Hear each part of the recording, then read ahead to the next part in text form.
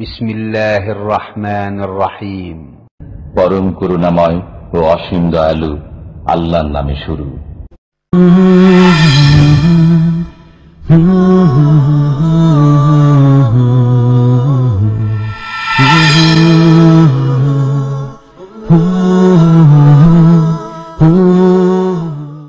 ومن أحسن قولا ممن دعا إلى الله وعمل صالحا وقال إنني من المسلمين. أعوذ بالله من الشيطان الرجيم. ألا إن أولياء الله لا خوف عليهم ولا هم يحزنون الذين آمنوا وكانوا يتقون لهم البشرى في الحياة الدنيا وفي الآخرة لا تبديل لكلمات الله ذلك هو الفوز العظيم. ولا يحزنك قولهم إن العزة لله جميعا هو السميع العليم. ألا إن لله من في السماوات ومن في الأرض وما يتبع الذين يدعون من دون الله شركاء إن يتبعون إلا الظن وإن هم إلا يخرصون. هو الذي جعل لكم الليل لتسكنوا فيه والنهار مبصرا إن في ذلك لآيات لقوم يسمعون. قالوا اتخذ الله ولدا سبحانه هو الغني له ما في السماوات وما في الأرض إن عندكم بسلطان بهذا أتقولون على الله ما لا تعلمون.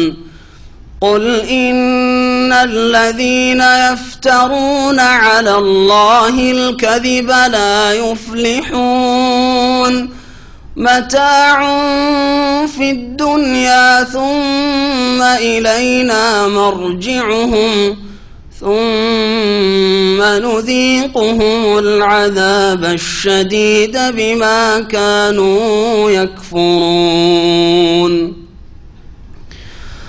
واتل عليهم نبأ نوح إذ قال لقومه يا قوم إن كان كبر عليكم مقامي وتذكيري بآيات الله فعلى الله توكلت فأجمعوا أمركم وشركاءكم ثم لا يكن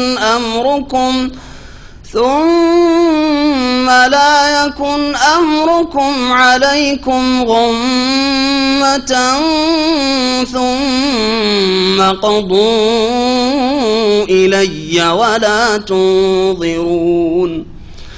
فإن توليتم فما سألتكم من أجر إن أجري إلا على الله وأمرت أن أكون من المسلمين.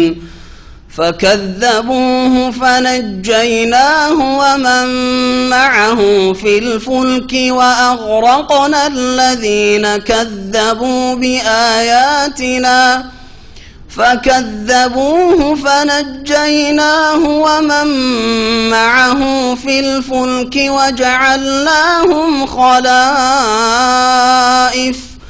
وجعلناهم خلائف وأغرقنا الذين كذبوا بآياتنا فانظر كيف كان عاقبة المنذرين ثم بعثنا من بعده رسلا إلى قومهم فجاءوهم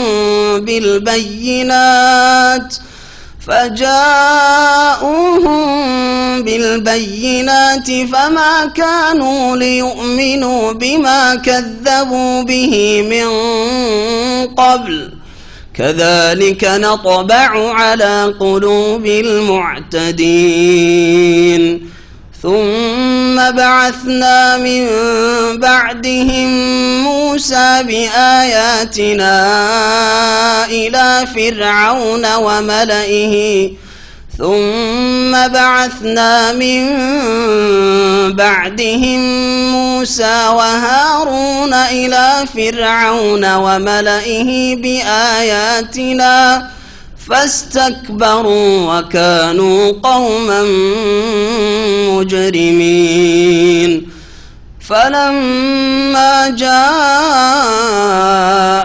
الحق من عندنا قالوا إن هذا لسحر مبين قال موسى أتقولون للحق لما جاءكم أسحر هذا ولا يفلح الساحرون. السلام عليكم ورحمة الله وبركاته. الحمد لله رب العالمين والصلاة والسلام على سيد المرسلين نبينا محمد وعلى آله وصحبه أجمعين أما بعد فأعوذ بالله من الشيطان الرجيم ألا إن أولياء الله لا خوف عليهم ولا هم يحزنون الذين آمنوا وكانوا يتقون لهم البشرى في الحياة الدنيا وفي الآخرة لا تبديل لكلمات الله ذلك هو الفوز العظيم. মহান আল্লাহর সমস্ত প্রশংসা যে আল্লাহ পাক রব্বুল আলামিন মুমিন বান্দাদেরকে তার ওলি বন্ধু বলে ঘোষণা করেছেন। সালাত এবং সালাম নাজিল হোক নবী মুহাম্মদুর রাসূলুল্লাহ সাল্লাল্লাহু আলাইহি সাল্লামের উপর, যিনি আল্লাহ পাক রব্বুল আলামিনের সবচাইতে বড় ওলি ছিলেন, সবচাইতে বড় খলিল অন্তরঙ্গ বন্ধু ছিলেন। আমাদের তাফসীর হবে সূরা ইউনূসের আয়াত নম্বর ৬২ থেকে। আল্লাহ পাক রব্বুল আলামিন সূরা ইউনূসের আয়াত নম্বর ৬২, ৬৩, ৬৪ এই আয়াতগুলিতে আল্লাহ পাক রব্বুল আলামিনের যে বন্ধুরা রয়েছে মানব জাতির মধ্যে, জিন জাতির মধ্যে এবং মালায়েকাগণ, এদের সম্পর্কে বলা যেতে পারে যে মানুষ জাতির মধ্য থেকে আল্লাহ পাক রব্বুল আলামিনের ওলি কারা, জিনদের মধ্য থেকে আল্লাহ পাকের ওলি বন্ধু কারা, আর মালায়েকা ফেরেশতা সকলে সৎকর্মশীল, তাদের দ্বারা পাপ হয় না। সুতরাং প্রত্যেক ফেরেশতা মালায়েকা আল্লাহ পাকের ওলি বন্ধু এবং মালায়েকা ফেরেশতা মুমিনদের বন্ধু। ফাইনাল্লাহু ওয়া মাওলাহু ওয়া জিবরিল ওয়া সালিহুল মুমিনিন ওয়াল মালায়েকাতু বাদা যালিকা যাহির। আল্লাহ পাক বলেছেন সূরা বাকারায়। আল্লাহ পাকের ওলি কারা এবং আল্লাহ পাকের ওলিদের জন্য ইহকাল পরকালে কি রয়েছে এই বিষয়টি আল্লাহ পাক উল্লেখ করেছেন। এই আল্লাহ পাকের ওলি সম্পর্কে আমাদের মুসলিম সমাজে, বিশেষ করে ভারত, বাংলাদেশ, পাকিস্তানে আর ওই সব দেশগুলিতে, যেসব দেশে সুফিবাদ ছড়িয়েছে, পীরতন্ত্র ছড়িয়েছে, পীর মরিদের ব্যবসা ছড়িয়েছে, সেসব দেশে বিভ্রান্তি রয়েছে, গুমরাহি রয়েছে। সুতরাং কোরআনে কারীমের আলোকে আল্লাহর ওলিকে জানুন। আল্লাহ পাক ইরশাদ করেছেন সূরা ইউনূসের এই আয়াতগুলিতে, আলা জেনে রাখো, শোনো, আলা হারফে তাম্বিহ, সতর্ক করার জন্য, সজাগ করার জন্য। যেমন আমরা কেউ আছে সামনে, যাকে সম্বোধন করতে চাইছি, তো সম্বোধন করার জন্য আগে একটু সজাগ করছি যাতে কথাগুলি মনোযোগ সহকারে শোনে। এই জন্য আমরা বলি শোনেন, এটা শোনার প্রয়োজন নাই, হ্যাঁ একটু খেয়াল করেন। তো আলা শব্দ দিয়েই আরবিতে এই কাজটি হয়। আলা শাব্দিক অর্থ শুনুন না, আলা হারফে তাম্বিহ সতর্কীকরণের অক্ষর এটি। আলা শোনন, জেনে রাখুন, ইন্না আউলিয়া আল্লাহ, নিঃসন্দেহে আল্লাহর বন্ধুরা, ওলির বহু বচন হচ্ছে আউলিয়া, আল্লাহর ওলিরা বন্ধুরা এমন, লা খাউফুন আলাইহিম, যাদের কোনো ভয় ভীতি নেই, ওয়ালা হুম ইয়াহজানুন, আর যারা চিন্তিত হবে না। ভয় ভীতি আর চিন্তা, এই দুটি কথা আল্লাহ বলেছেন। দুটি একই জিনিস না ভিন্ন ভিন্ন জিনিস? একই জিনিস, ভিন্ন ভিন্ন। কি পার্থক্য বুঝান তো দেখি। ভয় নেই, চিন্তা নেই, তো ভয় হলে তো চিন্তা হয়, চিন্তা হলে তো ভয় হয়। তো চিন্তা আর ভয়টা কোন কোন ক্ষেত্রে প্রয়োগ হয়? চিন্তা, হুজন, দুশ্চিন্তা, আর খৌফ, ভয়, এই দুটোতে পার্থক্য শুনে রাখেন। ভয় মানুষ করে সামনে যেদিকে যাচ্ছে ওইদিকে জানি না আমার কি হবে, জানি না কি আছে সামনে। সামনের দিকটাকে ভয় করলে, সামনের দিক সম্পর্কে কিছু আশঙ্কা যদি থাকে বিপদ আপদের, তাহলে ওখানে ভয় ভীতি শব্দটি ব্যবহৃত হয়, খৌফ। আল্লাহ বলছেন লা খাউফুন আলাইহিম, যেদিকে আল্লাহর ওলি যাচ্ছে সেদিকে গিয়েও কোনো ভয় নেই।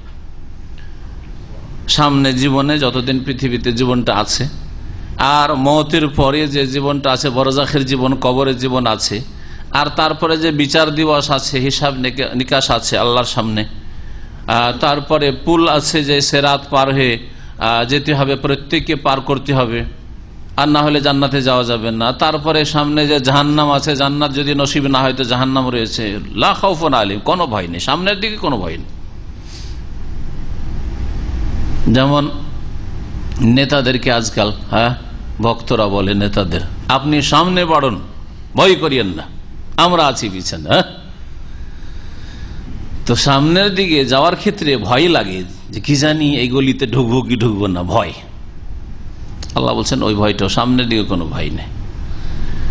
হুজন, দুশ্চিন্তা কোন ক্ষেত্রে ব্যবহৃত হয়? হুজন শব্দটি পিছনে যা ছেড়ে যাচ্ছেন, পিছনে যা রেখে যাচ্ছেন সেগুলির ক্ষেত্রে টেনশনে ভুগছেন। যেমন দেশে ছেড়ে এসছেন, বিয়ে করে স্ত্রী ছেড়ে এসছেন, ছেলে মেয়ে হয়েছে, ছেলে মেয়ে ছেড়ে এসছেন, বৃদ্ধ বাপ মা ছেড়ে এসছেন, পাড়া প্রতিবেশী ভালো না, গ্রামের লোক ভালো না, অথবা নিরাপত্তা নেই ইত্যাদি। টেনশন করছেন না? করছেন না? অনেক সময় যদি তার উপরে যদি ব্যবহার ভালো না থাকে স্ত্রীর, ছেলে মেয়েদের, তাহলে আরো চিন্তা। তো পিছনে যা মানুষ ছেড়ে আসে ওই ক্ষেত্রে কি করে? দুশ্চিন্তা আসে যে কি হবে না হবে, কি হবে না হবে। তো যেই মানুষ সামনের দিকে চলে যাচ্ছে, আর আমরা সকলে কিন্তু সামনের দিকে মওতের দিকে যাচ্ছি, কবরের দিকে যাচ্ছি না? সকলে যাচ্ছি। পেছন দিকে যাদেরকে ছেড়ে যাচ্ছি, স্ত্রী, ভয় লাগছে, মারা গেলে বিধবা, হাই কে দেখবে ওকে, ছেলে মেয়ে, হাই এরা এতিম হয়ে যাবে, এখনো ছোট আছে, এতিম হয়ে যাবে, কে দেখবে, কে এদের দেখাশোনা করবে, কে এদের লালন পালন করবে, কে এদেরকে ভালো রাস্তা দেখাবে, কে এদেরকে মানুষ করবে। এই যে দুশ্চিন্তা পেছন দিক সম্পর্কে আল্লাহ বলছেন ওয়ালা হুম ইয়াহজানুন, তাদের পেছন দিক সম্পর্কে যা ছেড়ে আসছে, যাদেরকে ছেড়ে আসছে তাদের সম্পর্কেও কোনো চিন্তা নেই। জমি জায়গা ছেড়ে যাচ্ছেন, কত লোকের কাছে যে পাওনা দাওনা আছে, পাবেন আপনি, চিন্তা করছেন আপনি যদি মারা যায় অবস্থায় কি হবে, এই টাকাগুলো উঠে আসবে, আমার ছেলে মেয়েদের হকে লাগবে। এই যে দুশ্চিন্তা, এইভাবে যতগুলি পেছন দিকে হইতে পারে দুশ্চিন্তার বিষয়, তাদের বিবাহ শাদী, ভবিষ্যৎ জীবন, শিক্ষা দীক্ষা, আল্লাহ বলছেন ওয়ালা হুম ইয়াহজানুন, ওইসব চিন্তা নাই, ও আল্লাহর দায়িত্বে, আল্লাহর জিম্মায়, আল্লাহ দেখে নেবেন। আল্লাহ তার জন্য তদবির করে দেবেন, ব্যবস্থা করে দেবেন। আল্লাহ হাজানুন। এর চাইতে বড় সুসংবাদ আর কি হইতে পারে আল্লাহর বন্ধুদের জন্য? এর চাইতে বড় সুসংবাদ আর কি হইতে পারে? সামনে যেদিকে যাচ্ছেন, মানুষ হয় পেছন দিকে না হয় সামনে, দুটো দিক আছে, পেছন দিকেও কোনো চিন্তা নেই আর সামনের দিকে কোনো ভয় নেই। চলতে থাকেন আপন গতিতে, যতক্ষণ পর্যন্ত আল্লাহর সাথে বন্ধুত্ব কায়েম আছে, আল্লাহর ওয়ালায়াত আপনাকে হাসিল আছে, আল্লাহ পাক রব্বুল আলামিনের অভিভাবকত্ব যতক্ষণ পর্যন্ত আছে আপনার উপর। আর যখন আল্লাহ পাক তার অভিভাবকত্ব টেনে নেবেন যে তোকে দেখবো না, কখন? যখন কুফরি করবেন, যখন শিরক করবেন, যখন আল্লাহ ছাড়া অন্যকে ডাকবেন, অন্যের উপর আস্থা ভরসা করবেন যে গোস কুতুব দিতে পারে, কবর মাজার থেকে পাওয়া যায় ইত্যাদি, হ্যাঁ, এই তাবিজ থেকে এই হয়, বালা মুসিবত দূর হয়, অথবা পীর আছে, বুজুর্গ আছে, যার মরিদ হয়েছে ও জান্নাতে নিয়ে যাবে, তখন আল্লাহ পাক তার ওয়ালায়াত, তার অভিভাবকত্ব টেনেন না, তখন আল্লাহ পাকের সাহায্য থাকেন, তখন চারিদিক থেকে ভয় ঘিরবে। সুতরাং তারা যে বলেছে যে যার পীর আছে তার কোনো ভয় নেই, বরং উল্টো ভয় আছে, কারণ আল্লাহর কোনো মদত তাদের সাথে নেই, অন্যের আস্থা করে বসে আছে, অন্যের আস্থা করে বসে আছে, সেই জন্য আল্লাহ পাকের সাহায্য তাদের সাথে নেই। বুঝতে পেরেছেন আয়াত? লা খাউফুন, সামনের দিকে কোনো ভয় নেই, ওয়ালা হুম, পেছন দিকে যা ছেড়ে আসছেন ওই সম্পর্কে চিন্তা নেই। সুতরাং মত যদি চলে আসে, এই ঈমান, এটা কোরআনের আয়াত কিনা? কোরআন আয়াত কিনা? কোরআনের একটি আয়াত অস্বীকার করলে মুসলিম থাকে, সন্দেহ করলে অস্বীকার থাকে, তাহলে এই আয়াতের উপর ঈমান ফরজ কিনা? এই ঈমানটাকে মজবুত করেন, তাহলে আপনার এক্ষুনি যদি মত চলে আসে, কোন রকম পেরেশানি নেই। পেরেশানি আছে কি? কোনো পেরেশানি নেই, সামনেও কোনো ভয় নেই আর পেছনে কোনো চিন্তা নেই।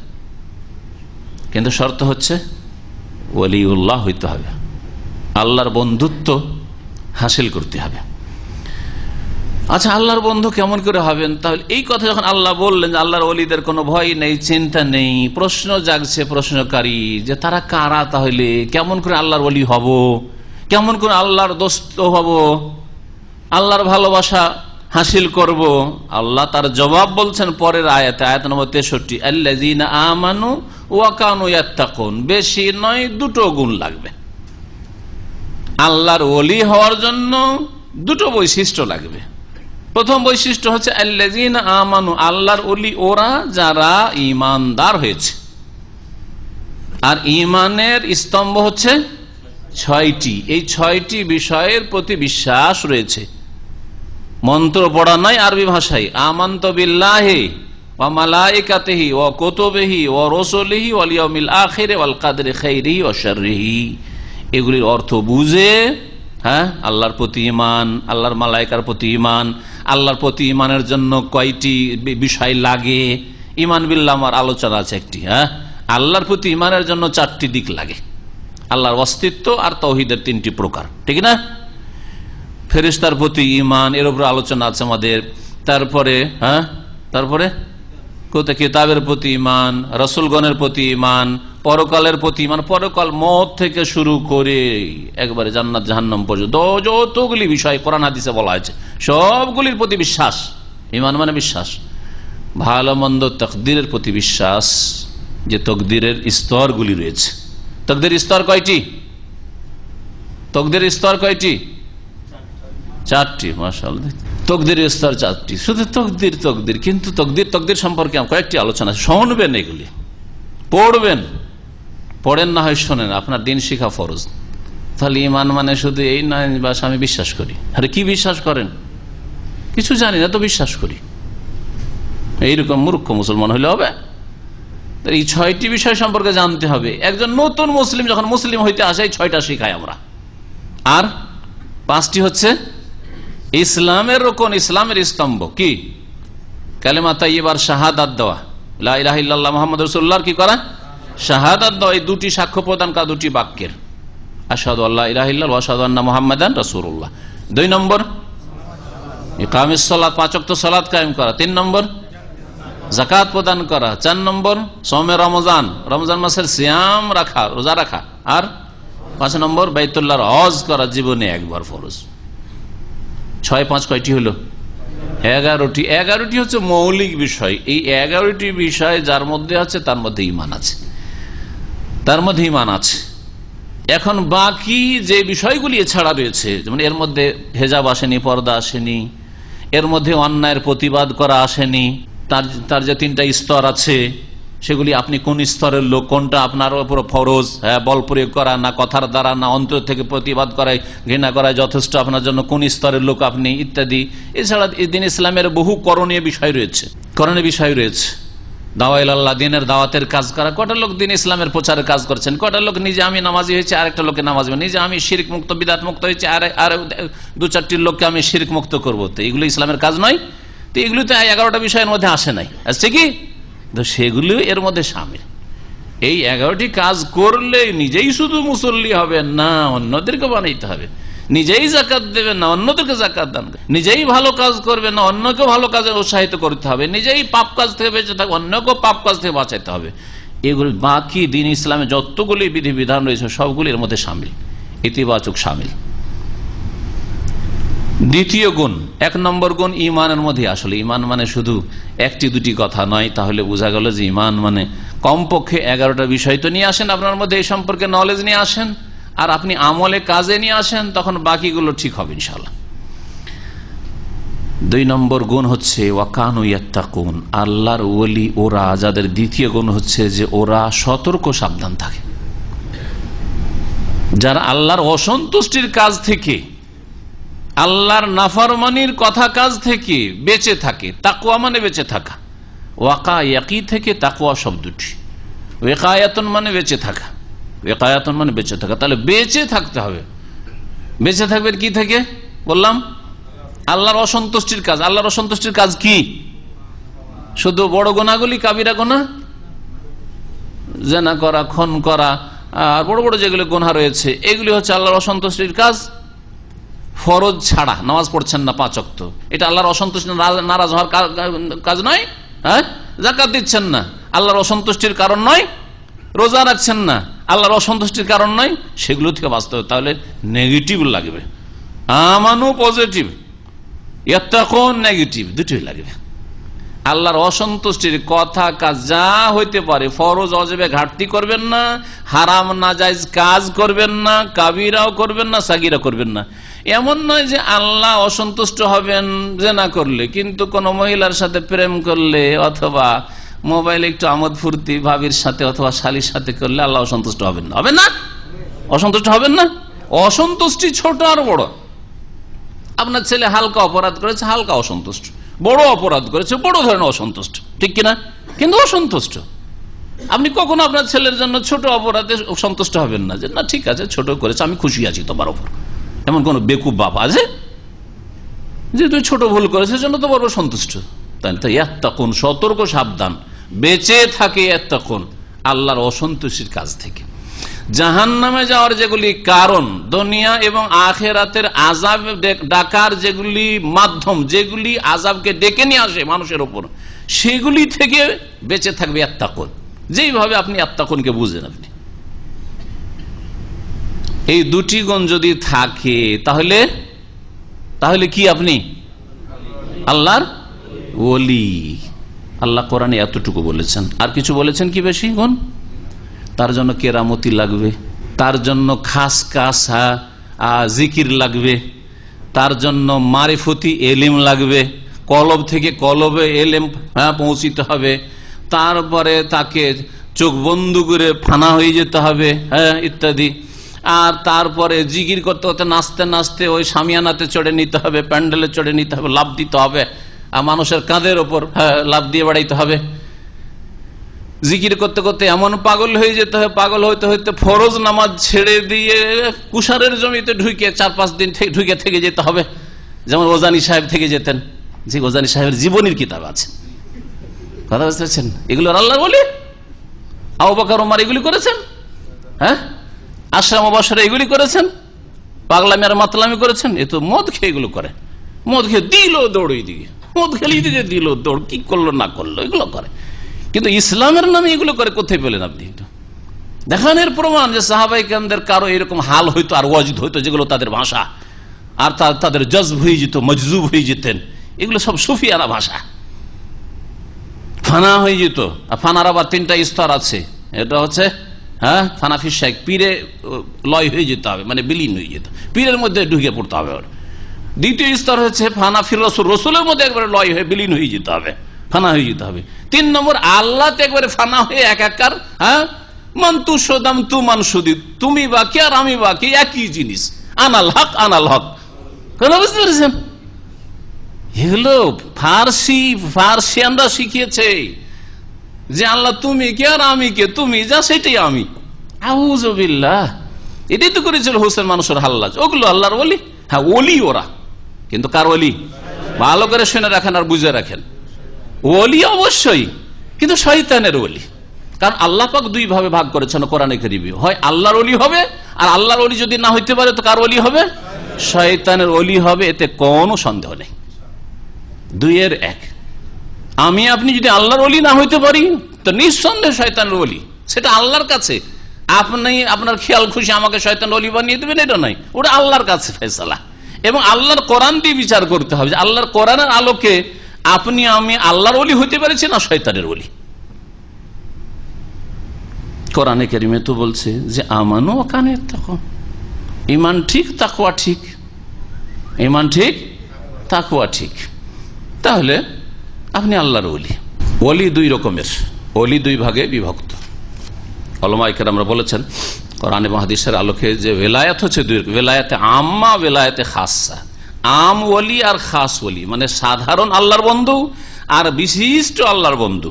এখন আম আর খাস করতে গিয়ে, খাস মানে ওই যাদের কবরে পূজা হচ্ছে, হ্যাঁ ওই রকম গুলো না, এটা নয়। আমার খাসটা বুঝে রাখুন। আম ওলি প্রত্যেক মুমিন, প্রত্যেক মুমিন যাদের মধ্যে ইমানের যে 11টি বিষয় বললাম না, ইমান আর ইসলামের, এগুলো আছে, এগুলো অবিশ্বাস করে না। এবং ইমান বাঁচানোর জন্য, ইসলামকে টিকিয়ে রাখার জন্য যতটুকু তার জন্য জরুরি তা অবশ্যই করে, ইমান নষ্ট করে না। ইমান ভঙ্গকারী তার মধ্যে নাওয়াকিদ ইসলাম নেই। ইমান ভঙ্গকারী প্রসিদ্ধ যে 10টি বিষয় রয়েছে সেগুলির কোনোটাই নেই। নিজের ইমানকে নিজে নষ্ট করে না। যেমন উযু নষ্ট করে কেউ যদি ইচ্ছা করে বায়ু ছাড়ে তো উযু নষ্ট হবে না। সেরকম কেউ যদি মুসলিম জন্মসূত্রে মুসলিম হওয়ার পরে সে যদি ইসলাম নষ্ট করে তাহলে তো তার ইসলাম থাকে না, তার সাধারণ আল্লাহর ওলি নয়। যদিও মুসলিমের সন্তান, কিন্তু সে আল্লাহর ওলি, সাধারণ ওলিও না, সে শয়তানের ওলি। শিরকের মাধ্যমে, কুফরির মাধ্যমে, নাস্তিকতার মাধ্যমে, অবিশ্বাসের মাধ্যমে, সন্দেহের মাধ্যমে, ইত্যাদি ইত্যাদি। এমন আকীদা যেটা ইসলামী আকীদার পরিপন্থী, ইসলামী আকীদা নষ্ট করে, বা এমন কাজ যেই কাজ ঠাট্টা, বিদ্রুপ, মজাক ইত্যাদি, এইসব বিভিন্ন রকমের যেগুলো ইমান ভঙ্গকের বিষয় রয়েছে। দিন শিখলো না, জীবনে দিনের পরোয়া করলো না, কোন দিকে যাচ্ছি, কোত্থেকে আসলাম, আমার স্রষ্টা কে, কিছুই তার চিন্তা জীবনে আসলো না, লা ইয়াতাআল্লামু ওয়া লা ইয়ামালু বিহি, তাহলে সে নিজের ইমানকে নিজে ভঙ্গ করেছে। ইমান যদি ভঙ্গ না করে থাকে, সাধারণ মুসলিম হয়, ফরজগুলি আদায় করে, আর ইমান ভঙ্গ করেনি, হারাম নাজায়েজ থেকে, হারাম থেকে বেঁচে থাকে, সাধারণ ওলি। তাহলে প্রত্যেক মুমিন মুসলিম আল্লাহর কি ওলি। সুতরাং এই কথা মনে করবেন যে আমরা কি আল্লাহর ওলি হইতে পারবো? প্রত্যেক মুসলিম আল্লাহর ওলি।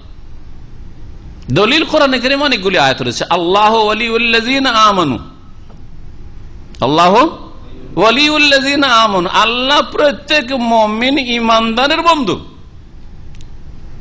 যালিকা বিআন্নাল্লাহা মাওলাল্লাযিনা আমানু, শুনে রাখো, সূরা মুহাম্মদে আল্লাহ বলছেন যে আল্লাহ হচ্ছেন মাওলাল্লাযিনা আমানু, মুমিনদের মাওলা। মাওলা শব্দটি ওলায়াত থেকে, হ্যাঁ। ওয়ান্নাল কাফিরিনা লা মাওলা লাহুম, কাফেরদের কোনো ওলি নেই, আল্লাহ ওলি নয়, কাফেরদের শয়তান ওলি। তাহলে সাধারণ মুসলিম আল্লাহর সাধারণ ওলি, যারা ইসলাম ভঙ্গ করেনি, মনে রাখবেন, মুরতাদ হয়নি, ইসলাম ভঙ্গ করেনি। আল্লাহর খাস ওলি এখন হইতে হবে। খাস ওলি হওয়ার জন্য ফরজ ওয়াজিব আদায় করে আর হারাম নাজায়েজ থেকে বেঁচে থাকার পরে সুন্নত মুস্তাহাব বাড়াইতে হবে। শুনে রাখেন ভালো করে, সুন্নত মুস্তাহাব কি করতে হবে? বাড়াতে হবে।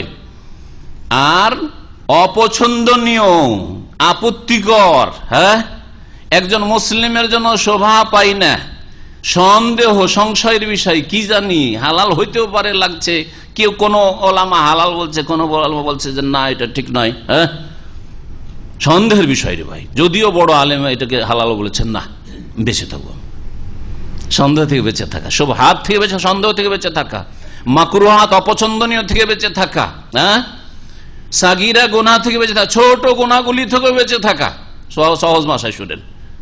এইভাবে যদি বেঁচে থাকেন আর সুন্নত মুস্তাহাবকে বাড়াবেন, যেমন যেমন নামাজের ক্ষেত্রে নেন, 5 ওয়াক্ত ফরজ নামাজ পড়েন, তারপরে 12 রাকাত সুন্নত পড়ছেন, বেতর পড়ছেন, তারপরে তাহাজ্জুদ পড়ছেন, হ্যাঁ, তাহাজ্জুদ আবার লম্বা করে তাহাজ্জুদ পড়ছেন, ঠিক আছে, সারা নয়, হ্যাঁ, ইশরাক বা সালাতুদ দুহা এই নামাজগুলিও পড়ার চেষ্টা করছেন, হ্যাঁ,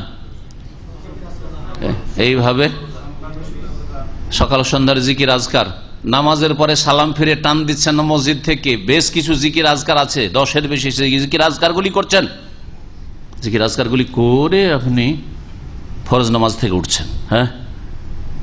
তারপরে এখন আসেন জাকাত, জাকাত ফরজ আদায় করার পরে দান খায়রাত করছেন, নফল আত্মীয় স্বজনকে অনেক দিচ্ছেন, আপনি দাওয়ার কাজে, দিনের কাজে, দিন ইসলামের প্রচার প্রসার কাজে অনেক দান করছেন, আপনি দান খায়রাত করছেন, শুধু জাকাতের ফান্ড থেকে নয়। জি হ্যাঁ, এভাবে আল্লাহর ওলি, খাস ওলি হওয়ার রাস্তা আপনার জন্য এভাবে খুলছে। রোজা, রমজান মাসে রোজা রেখেছেন, তারপরে 6 শাওয়াল রাখলেন, আবার হ্যাঁ মাসে, প্রতি মাসে ধরলে আইয়ামে 20, 13, 14, 15 চাঁদের এগুলো রাখার চেষ্টা করছেন, হ্যাঁ, সোমবার বৃহস্পতিবার চেষ্টা করছেন, আরফার রোজা রাখার চেষ্টা করছেন, তারপরে মুহররমের আশুরা রোজা রাখার চেষ্টা করছেন। এইভাবে এইভাবে আপনার বাড়ান, নফল কাজ বাড়ান। দিন প্রচারের কটা লোক দিনের কাজ করছে, একটু আগে বলছিলাম, দিনের কাজের ক্ষেত্রে যথেষ্ট সময়, ডিউটি শেষ, দিন প্রচার, কাকে আমি দিনের কথা পৌঁছাইতে পারবো, কার একটু ভুলে সংশোধন করতে পারবো, কার কাছে আমি একটু দিনের কথা পৌঁছাতে পারবো। আমি আমার জবান দিয়ে না পারি, আমার ইলমি যোগ্যতা নেই, শিক্ষাগত যোগ্যতা নেই, কিন্তু ভালো আলেমদের কথা বা বই দিয়ে আমি দিনের দাওয়াত পৌঁছাবো। এবং এর জন্য আপনি উদ্গ্রীব, এই নয় যে হইলো হইলো, না হইলো, হ্যাঁ, ধরে ধান না ধরে পাতা না, আমাদের আঞ্চলিক ভাষায় বলে, ধরলো ধান, হইলো হইলো ধান, না হলে চিটা হইলো, ওই রকম নয়। আপনি উদ্গ্রীব মানুষকে হেদায়েতের জন্য। রাসূলুল্লাহ সাল্লাল্লাহু আলাইহি ওয়াসাল্লামের গুণ যেটা, সেই গুণ আপনার মধ্যে, লাআল্লাকা বাখিউন নাফসাকা, হে মুহাম্মদ, মনে হচ্ছে যে তুমি নিজেকে ধ্বংস করে ফেলবে, মরে যাবে তুমি, আল্লাহ ইয়াকুনু মুমিনিন, এরা মুসলিম হচ্ছে না সেই জন্য না, কেন এরা শিরক ছাড়ছে না, কেন এরা বিদআত ছাড়ছে না, কেন এরা নামাজ ধরছে না, লেগেই থাকবে এদের পিছনে। যথেষ্ট সময় দেওয়া, হতে সময় দেওয়া, শ্রম দেওয়া, মানসিক, শারীরিক, সার্বিক, আর্থিক আপনার যে শক্তি আল্লাহ দিয়েছেন সেগুলিকে ব্যয় করা, এইভাবে খাস আল্লাহ পাকের ওয়ালায়াত হাসিল করবেন, খাস ওলি হওয়ার চেষ্টা করবেন। হজ হয়ে গেছে একবার, যথেষ্ট খাস ওলি হওয়ার জন্য না, না, যখনই সুযোগ পাবেন হজ করার চেষ্টা করবেন, হ্যাঁ। ওমরা বছরে একটা, এটা তো অনেক বেশি বললাম, বাংলা ভাষা ভাষী হজ ওমরাই করতে চাই না, হ্যাঁ, ওমরাতে 80 টাকা 100 টাকা লাগে, তাতে 2, 4, 5 বছর, অনেকে শুনে যে 5 বছর ওমরাই যায়নি, না, 5 বছর ওমরা যায়নি, কোন কথা হইল? বছরে যখন তখন 3 মাস 4 মাস 2 মাস পর পর সুযোগ পেলে, ছুটি পেলেই একটা ওমরা করে আসি, একটা ওমরা করে আসি, এতে আপনার আল্লাহর ওয়ালায়াত বাড়ছে, আল্লাহর বন্ধুত্ব আপনার বৃদ্ধি পাচ্ছে, আপনার খাস ওলি হতে যাচ্ছেন। এইভাবে আপনার চলাফেরা, তওবা, ইস্তেগফার। একটা লোক সারা দিনে 1বার 2বার আস্তাগফিরুল্লাহ পড়ে না, এটাও এক মুসলিম, কারণ আস্তাগফিরুল্লাহ আস্তাগফিরুল্লাহ পড়া যদি ওইরকম কোন কাবিরা গুনাহ বা গুনাহ না করে থাকে তাহলে মুস্তাহাব, ফরজ নয়। গুনাহ করে থাকে তাহলে ইস্তেগফার করবে, ফরজ। কিন্তু যদি গুনাহ, বড় গুনাহ তার চোখে না পড়ে তাহলে মুস্তাহাব সাধারণ অবস্থায়। কিন্তু আরেকটি লোক শতবার তিনি আস্তাগফিরুল্লাহ পড়ছে, দুজনে সমান। একজন আল্লাহ আম ওলি, সাধারণ ওলি, আর একজন হচ্ছে আল্লাহ খাস ওলি। সবসময় যেমন আল্লাহকে স্মরণ রেখেছেন, অন্তর থেকে আল্লাহকে স্মরণ রেখেছেন, সুতরাং অন্তর কখনো আল্লাহ থেকে গাফেল, আল্লাহর দিন থেকে গাফেল, কখনো পাপের দিকে যায় না, হ্যাঁ, অঙ্গ প্রত্যঙ্গ কখনো গুনহার দিকে যায় না, হ্যাঁ। তারপরে আপনার চলা ফেরা সবকিছু, আখলাক, আমল, শুধু ইবাদত বন্দেগীর ক্ষেত্রে না, আখলাকের ক্ষেত্রেও উন্নত আখলাকের অধিকারী আপনি। আখলাক চরিত্র মাশাআল্লাহ আপনার কত সুন্দর, কোন মানুষ আপনার দ্বারা কষ্ট পায় না, অন্যায় ভাবে কাউকে কষ্ট দেন না, কাউকে ভালো কথা উত্তম ভাবে বলাতেও যদি গিয়ে কষ্ট পায় সেটা আলাদা কথা, সেটা আপনি কষ্ট দিলেন না, তার রোগ সারাতে চাইছেন। তার উদাহরণ হচ্ছে ওই রকমই যেমন ছোট বাচ্চাদের ওষুধ খাওয়াইতে গেলে এত সিরাপ গুলোকে মিষ্টি করে রেখেছে, আর বিভিন্ন রকমের তাতে কি, হ্যাঁ, স্বাদ ওতে রয়েছে, ফ্রুটের কত কি রয়েছে, আছে কি নাই, তারপরে বাচ্চাদেরকে ওষুধ খাওয়াইতে পারেন না, করেন কি তখন? বাপ মা ভালোবাসে না, সবচেয়ে বেশি ভালোবাসে ওই ছোট বাচ্চাগুলোকে। মুখ ফেড়ে, একা পারছে না, মা পারছে না, এই ধরো তো, ওকে চেপে ধরো তো। বাচ্চাটাকে ধরেছে, মাথা চেপে ধরেছে, গোটা বডি চেপে ধরেছে, চেপে ধরে মুখে ঢুকাচ্ছে আর খাচ্ছে না, করে ফেড়ে ধরে আছে ওষুধ খাওয়াবার জন্য। কষ্ট দেওয়া উদ্দেশ্য নাকি? কষ্ট দেওয়া উদ্দেশ্য না, রোগে নিরাময় উদ্দেশ্য। হ্যাঁ, ওকে সুখী করা উদ্দেশ্য, সুস্থ করা উদ্দেশ্য, বাঁচুক আরো দীর্ঘ, মরে না যায় অসুখ বেড়ে গিয়ে। ঠিক তেমনি যদি দিন ইসলামের কথা বলতে গিয়ে, কোরআন সুন্নাহর কথা বলতে গিয়ে উত্তম পন্থায়, তরিকাটা ভালো হইতে হবে, ভালো তরিকাতে হইতে হবে। বলতে গিয়ে যদি কেউ কষ্ট পায়, সেটা আপনি কষ্ট দিলেন না, সেটা আপনি কষ্ট দিলেন না, সে অন্যায়ভাবে কষ্ট অনুভব করেছে। এই জন্য আমাদের দেশে একটা কথা আছে যে হক কথা তিতা লাগে, তিতা হয় না। হ্যাঁ, ও যেহেতু রোগাক্রান্ত, সেই জন্য হক কথা ওকে তিতা লাগে, হ্যাঁ, ভালো লাগে না। যদি আল্লাহর ওলি হয়ে যেতে পারেন, তাহলে জানলেন যে খাস ওলি, আম ওলি। এখন খাস ওলি কেমন করে হবেন? আপনাদের সামনে রাস্তা খোলা, রাস্তা খোলা আছে না নেই? না, ওর জন্য বাতিন এলেম লাগবে, যা কোরআনেও নেই, হাদিসে নেই। কলবে কলবে শুধু পাচার হয়, কলবে কলবে পাচার হয়। ও কোরআন হাদিসে খুঁজে পাওয়া যাবে না। ওই একদল গুমরাদের মতো 40 পারা কোরআন আছে, ওই 10 পারা ওদের কলবে ভিতরে আছে, পাওয়া যায় না, পাওয়া যায় না। ওদের মতো বাতিনি ইলমটা। তাহলে বোঝা গেল যে ইসলাম যে মারেফাত আর কি হাকিকাত, তরিকাত আর শরীয়ত, এগুলি ভণ্ডামি কথা, এসব ভণ্ডামি কথা। বুঝতে পারলেন? বলে এই ইসলামের 4টা হাসিল না হলে ওলি হইতে পারবেন না আপনি। মারেফতি নেই আপনার, বাতিনি ইলমে নাই, আরে হাকিকাতি কিছু বুঝেন না আপনি, আসল মর্মই বুঝেন না। আল্লাহর বান্দার যে সম্পর্কের যে মর্ম, ওই হাকিকাতি বুঝেন না আপনি। তরিকতি জানেন না আপনি। সুফি তরিকা ধরতে হবে, নবীর তরিকায় হবে, হয় নকশবন্দি হইতে হবে, না চিস্তি হইতে হবে, সাবেরি হইতে হবে, মুজাদ্দিদি হইতে হবে, ওই কাদেরি হইতে হবে, একটা তরিকাতে আসতে হবে। এগুলো হচ্ছে তাদের ওলি হওয়ার। এগুলো আল্লাহ দেননি, রসুল দেননি, সুতরাং এগুলো অন্য রাস্তা। এগুলো ডানে বামে ছোটখাটো রাস্তা, যে রাস্তাগুলিতে কে বসে আছে আপনাদের ভালো করে জানা আছে। জি, নবী করিম সাল্লাল্লাহু আলাইহি সাল্লাম লম্বা লাইন টেনে দিয়ে ছোট ছোট ডানে বামে বেশ কিছু রাস্তা দেখার পরে বললেন যে এটা হচ্ছে আল্লাহর সিরাতুল্লাহিল মুস্তাকিম, আর ওর শেষ দিকে জান্নাত, আর ডানে বামে এগুলো হচ্ছে হাজিহি সবুল, ছোট ছোট রাস্তা, হ্যাঁ, যে শাখা রাস্তাগুলি থাকে। এই অফিকুল্লে সাবিলিন শয়তানুন, আর প্রত্যেক রাস্তার মোড়ে ওই চকে শয়তান বসে আছে। এই মোড়ে কি বসে বসে কি করছে? ইয়াদু এলে ওইদিকে ডাকছে, যে এদিকে আয়, এই যে নকশবন্দি তরিকায়, এদের চিস্তি তরিকায়, এদিকে তো কাদেরি তরিকা আছে, এদিকে ওই এই তরিকা রেফাই তরিকা, এদিকে সাজেলি তরিকা, এদিকে মোজাদ্দিদি তরিকা, এদিকে চিস্তিয়া সাবেরিয়া তরিকা আছে, এদিকে সারসিনা আছে, এদিকে অমুক আছে। জি হ্যাঁ, তো ইসলাম হচ্ছে কোরআন এবং হাদিসের নাম। কোরআন এবং হাদিসের আলোকে ওলি কাকে বলে এই সম্পর্কে মোটামুটি বিস্তারিত বললাম, কারণ এই আয়াতটি হচ্ছে সত্যিকার ওলি, আল্লাহর ওলি এবং শয়তানের ওলির মাঝে পার্থক্য করার জন্য আপনার সামনে স্পষ্ট দলিল। এই আয়াত মূর্খ মানুষ বুঝে না আরবি ভাষা, আয়াত এটাই পড়ে আর অবব্যাখ্যা করে কোথায় নিয়ে গিয়ে ফিট করে যে আমরাই হচ্ছে আল্লাহর ওলির দল, ওরে হচ্ছে আল্লাহর ওলির দল। আর এই রাস্তা এমন সংকীর্ণ, তোমার কেরামতি নাই, আরে তোমার পীর সাহেবের কি কেরামতি আছে? তোমার পীর সাহেব যখন কেরামতি নাই, তোমার কিসের ওলি? এরকম কথা তারা বলে।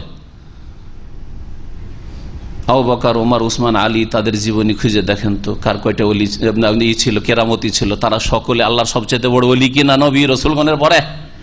আল্লাহর নবী রসুলগণের পরে সবচেয়ে বড় বন্ধু, দোস্ত, ওলি সাহাবাই কেরামগণ, ভালো করে মনে রাখবেন। এবং জান্নাতে শেষ নবীর উম্মত প্রথম প্রবেশ করবে, রাসূলুল্লাহ সাল্লাল্লাহু আলাইহি ওয়াসাল্লাম প্রথম প্রবেশ করবেন, তারপরে এই আবু বকর, ওমর থেকে জান্নাত শুরু হবে, জান্নাতে প্রবেশ করা শুরু হবে অন্য উম্মতের নবীদের আগে। ভালো করে শুনে রাখেন, তাহলে কত বড় তারা ওলি। তাদের তো কেরামতির শর্ত ছিল না আল্লাহর ওলি হওয়ার জন্য। এই রাস্তায় শিরকি আর বিদাতি গুমরাহির রাস্তা করতে গিয়ে আসলেন। আল্লাহর ওলি হওয়ার রাস্তা সকলের সামনে খোলা আছে। আল্লাহর আপনি সাধারণ বন্ধু হবেন না খাস বন্ধু হবেন, এখন আপনার উপর ছেড়ে দিলাম। আল্লাহ পাক যেন আমাদেরকে তার খাস ওলি হিসাবে গ্রহণ করেন এবং সেই পথে মেহনত পরিশ্রমের যেন তৌফিক দান করেন, ইলম আমলে তৌফিক দান করেন। যদি আল্লাহর ওলি হয়ে যেতে পারেন, লাহুমুল বুশরা ফিল হায়াতিদ দুনিয়া ওয়া ফিল আখিরা, তাদের জন্য সুসংবাদ রয়েছে। ফিল হায়াতিদ দুনিয়া, ইহ জগতে, ওয়া ফিল আখিরাতে, আর পরজগতে। লা তাবদিলা লিকালিমাতিল্লাহ, আল্লাহ পাকের কথাগুলিতে কোন রকমের রদবদল নেই, হেরফের নেই। আল্লাহর কথা মানে এখানে আল্লাহর ওয়াদা, এটা হচ্ছে আল্লাহর ওয়াদা যে আল্লাহ পাক বলছেন কোনো ভয় নেই, চিন্তা নেই, আর তাদের জন্য দুনিয়াতেও সুসংবাদ, পরকালেও সুসংবাদ। আর এই যে আল্লাহ পাক সুসংবাদ শোনাচ্ছেন আল্লাহর ওলিদেরকে, বন্ধুদেরকে, মুমিনদেরকে, আর খাস লোকদেরকে খাস সুসংবাদ, আর আম ওলিদেরকে আম সুসংবাদ, সাধারণ সুসংবাদ। ওই ক্ষেত্রেও এই যে শোনাচ্ছেন, এটা কালেমাতুল্লাহ মানে ওয়াদুল্লাহ। তাফসীরকাররা বলছেন আল্লাহর কালেমা মানে এখানে, কারণ ওয়াদা মানুষের সাথে প্রমিস যে হয়, ওয়াদা হয়, এটা কথার দ্বারাই হয়। এই জন্য ইংরেজি টার্মে আজকাল ওয়াদা করা কি বলে, হ্যাঁ একটা ওয়ার্ড, হ্যাঁ আপনাকে একটা ওয়ার্ড, হ্যাঁ আপনাকে কথা দিই, আমার বাংলাতেও বলে ভাই যেখানে আপনাকে কথা দিয়ে দিচ্ছি, মেয়ের বিয়ের ক্ষেত্রে, ছেলের বিয়ের ক্ষেত্রে, অথবা জমি বিক্রি করার ক্ষেত্রে টোপ দিতে এসছে যে তোমাকে আরো বেশি পয়সা দেবো, তোমার জমিটা আমাকে দাও, কি বলে ভাই কথা দিয়ে দিয়েছি, মানে ওয়াদা দিয়ে দিয়েছি। তাহলে কথা ওয়াদার অর্থে ব্যবহৃত হচ্ছে না, হচ্ছে না? ঠিক করে নেই ওই রকম, লেকালিমাতিল্লাহ মানে লেওয়াদিল্লাহ, আল্লাহর ওয়াদা প্রতিশ্রুতিতে, প্রমিসে কোন রকমের রদবদল হবে না, যে তাদের জন্য সুসংবাদ রয়েছে দুনিয়া আখেরাতে। আর এই দুনিয়া আখেরাতে সুসংবাদ পাওয়াটাই হচ্ছে যালিকা হুয়াল ফাউজুল আজিম, এটা হচ্ছে মহা সফলতা, মহা সাফল্য, এটি সবচেয়ে বড় কামিয়াবি। এখন এই সুসংবাদটা কি, এটা জানুন। কি সুসংবাদ? আল্লাহ তার বন্ধুদের জন্য, মানে মমিনদের জন্য, খাস মমিন, আম মমিন, সকলের জন্য সুসংবাদ রয়েছে। আল্লাহ রেখেছেন সুসংবাদ। কি সুসংবাদ দিয়ে একটা শোনান। হ্যাঁ, আল্লাহ বলছেন দুনিয়াতেও সুসংবাদ আছে, সত্য স্বপ্ন। একটা হচ্ছে সহিহ হাদিসে রয়েছে, লাম ইয়াবকা মিনান নবুওয়াতি ইল্লাল মুবাশশিরাত, নবী সাল্লাল্লাহু আলাইহি ওয়াসাল্লাম হাদিস। সহিহ হাদিসে রয়েছে যে নবুয়াতের আর কোনো কিছু বাকি নাই, কোন নবী আসবে না, তবে নবুয়াতের একটা অংশ হচ্ছে সুসংবাদ দেওয়া। সুসংবাদ বাকি আছে। সুসংবাদ ইয়ারাহাল মুসলিম হিয়া রুয়া সালেহা, ভালো স্বপ্ন মুসলিম নিজেই দেখবে, আউতুরা লাহু, অথবা ওই মুসলিমের জন্য অন্য লোক স্বপ্ন দেখছে। আমার জন্য আপনি স্বপ্ন দেখছেন, অথবা আপনার জন্য আমি স্বপ্ন দেখছি, অথবা নিজের স্বপ্ন নিজেই দেখছেন আপনি, আমি দেখছি। এটা হচ্ছে কি সুসংবাদ। আপনি বড় একটা আশা করে বসে আছেন যে হজে যাব, অথবা বিদেশ যাব, অথবা আমি বিয়ে শাদী করবো, আর স্বপ্নে মাশাআল্লাহ এসে হাজির। আর দেখা গেল কিছুদিন পরে স্বপ্নের বাস্তবায়ন হইল। সেটা কাছাকাছি স্বপ্নটা হইতে পারে আপনার আসল অবস্থার, অথবা দূর দিয়ে আল্লাহ স্বপ্নে দেখাতে পারেন। এজন্য স্বপ্নের তাবিরের প্রয়োজন হয়, বিবরণের প্রয়োজন হয়। এটা তাহলে স্বপ্নটা হচ্ছে কি মুমিনের একটা সুসংবাদ। আর কি সুসংবাদ? তার আগে একটা সুসংবাদ আছে। আল্লামা জাযাইরি বলছেন যে এই যে আল্লাহ কোরআনে যে কথাগুলি বলেছেন এখানে, বা এছাড়াও মুমিনদের জন্য যে মহাপুরস্কার কথা বলেছেন, এগুলি কোরআনে কারীমের সুসংবাদ। লাহুমুল বুশরা ফিল কোরআনিল কারীম, কোরআনে কারীমে মুমিনদের জন্য সুসংবাদ রয়েছে, আছে না? ওয়াবাশশিরিল লাযিনা আমানু, মুমিনদেরকে সুসংবাদ দিয়ে দাও, আছে না নেই? কোরআনে কারীমে বহুবার আল্লাহ নবীকে বলছেন তুমি সুসংবাদ দাও, ওয়াবাশশিরিল মুমিনিন, হ্যাঁ মুমিনদেরকে সুসংবাদ দাও। ওয়াবাশশিরিস সাবিরিন, ধৈর্যশীলদেরকে সুসংবাদ দাও। আল্লাযিনা ইযা আসাবাতহুম মুসিবা ক্বালু ইন্না লিল্লাহি ওয়া ইন্না ইলাইহি রাজিউন। তো এইভাবে আল্লাহ পাক কোরআনে কারীম সুসংবাদ। তাহলে কোরআনে কারীমের সুসংবাদ একটি তাফসীর। নেক স্বপ্ন, ভালো স্বপ্ন, সুসংবাদ। দুনিয়ার সুসংবাদগুলি শোনাচ্ছে, আখিরাতটা পরে শোনাবো, যেহেতু আখিরাত পরে আসবে, আখিরাতের কথা পরে শোনো। দুনিয়ার এক নম্বর কি বললাম? কোরআনে ও হাদিসে মুমিনদের জন্য যে সুসংবাদগুলি বলা হয়েছে, ভবিষ্যতে তোমাদের জন্য এই মহাপুরস্কার রয়েছে তা। আর দুই নম্বর নেক স্বপ্ন, ভালো স্বপ্ন, যেটা আপনার কল্যাণ বয়ে নিয়ে আসছে, ওর জন্য আপনার কাছে কি আছে? আপনার পূর্বাভাস আসছে। জি। তিন নম্বর সুনাম, এটাও বুশরা, এটাও সুসংবাদ। দুনিয়াতে আপনার যদি আপনার আখলাক চরিত্র ভালো হওয়ার কারণে, আপনার ব্যবসা বাণিজ্য সততার কারণে, আপনার দিনের খেদমতের কারণে, অথবা আপনার এলমের কারণে, আপনার আমলের কারণে, আপনার ইবাদত বন্দেগীর কারণে, আপনার সৎকর্মশীল মুমিন হওয়ার কারণে লোকেরা সুনাম করছে, গ্রাম দেশবাসী বা বিভিন্ন জায়গার মানুষ সুনাম করছে, এটাও দুনিয়ার কি সুসংবাদ, যে দুনিয়াতে আল্লাহ সুনাম শুরু করে দিয়েছেন। কখনো ভয় করবেন না যদি আপনার মধ্যে ইখলাস থাকে। রিয়া, লোক দেখানো নিয়ত নেই, লোক দেখানো নিয়ত নেই। আমি দুনিয়ার সুনাম কামাবার জন্য করিনি, ইখলাসের জন্য করেছি, কিন্তু উপরোক্ত সুনাম হয়ে যাচ্ছে, ভালো আলেম, ভালো কারি, ভালো দায়ী, ভালো অমুক, ভালো ছেলে, ভালো চরিত্রবান দোকানদার ইত্যাদি, ইমানদার লোক, হ্যাঁ ভালো প্রতিবেশী। এই যে এগুলি হচ্ছে সুসংবাদ।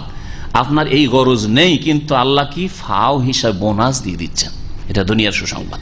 লাহমুল বুশরা, আল্লাহর ওলিদের জন্য দুনিয়াতে সুনাম সুখ্যাতির সুসংবাদ রয়েছে। এর দলিলটা শোনাই না হলে বুঝবেন যে হয়তো মুখস্থ কথা। কয়টা শোনাইলাম সুসংবাদ? 3টা। 4 নম্বর আর একটা সুসংবাদ শোনাই, তারপর দলিল শোনাচ্ছি। সুসংবাদ হচ্ছে ইন্দাল মৌত, মৌতের সময় ফেরেশতারা এসে বলবে, তুমি ভয় করছো যে তোমার ছেলে মেয়ে ছোট হয়ে আছে, ভয় করছো আজ তোমার স্ত্রী কি হবে, ভয় করছে তোমার জমি জায়গা ইত্যাদি টাকা পয়সা, চিন্তা করিও না। ভয় করছো কি হবে, সামনের দিয়ে কি হবে আশঙ্কা করছো, চিন্তা করছো না, চিন্তা করিও না, ভয়ও করিও না। মওতের সময় সুসংবাদ রয়েছে। এই 4টি কথা দুনিয়ার সুসংবাদ লাহমুল বুশরা ফিল হায়াতিদ দুনিয়াতে শামিল রয়েছে। এখন দলিল শোনাই। মুসনাদ আহমদে রয়েছে আবু যার রাদিয়াল্লাহু তাআলা আনহু থেকে বর্ণিত, আন্নাহু ক্বালা, তিনি বলছেন, ইয়া রাসূলুল্লাহ, হে আল্লাহর রাসূল, আর রাজুলু ইয়ামালুল আমালা ওয়া ইয়াহমাদুহুন নাসু আলাইহি।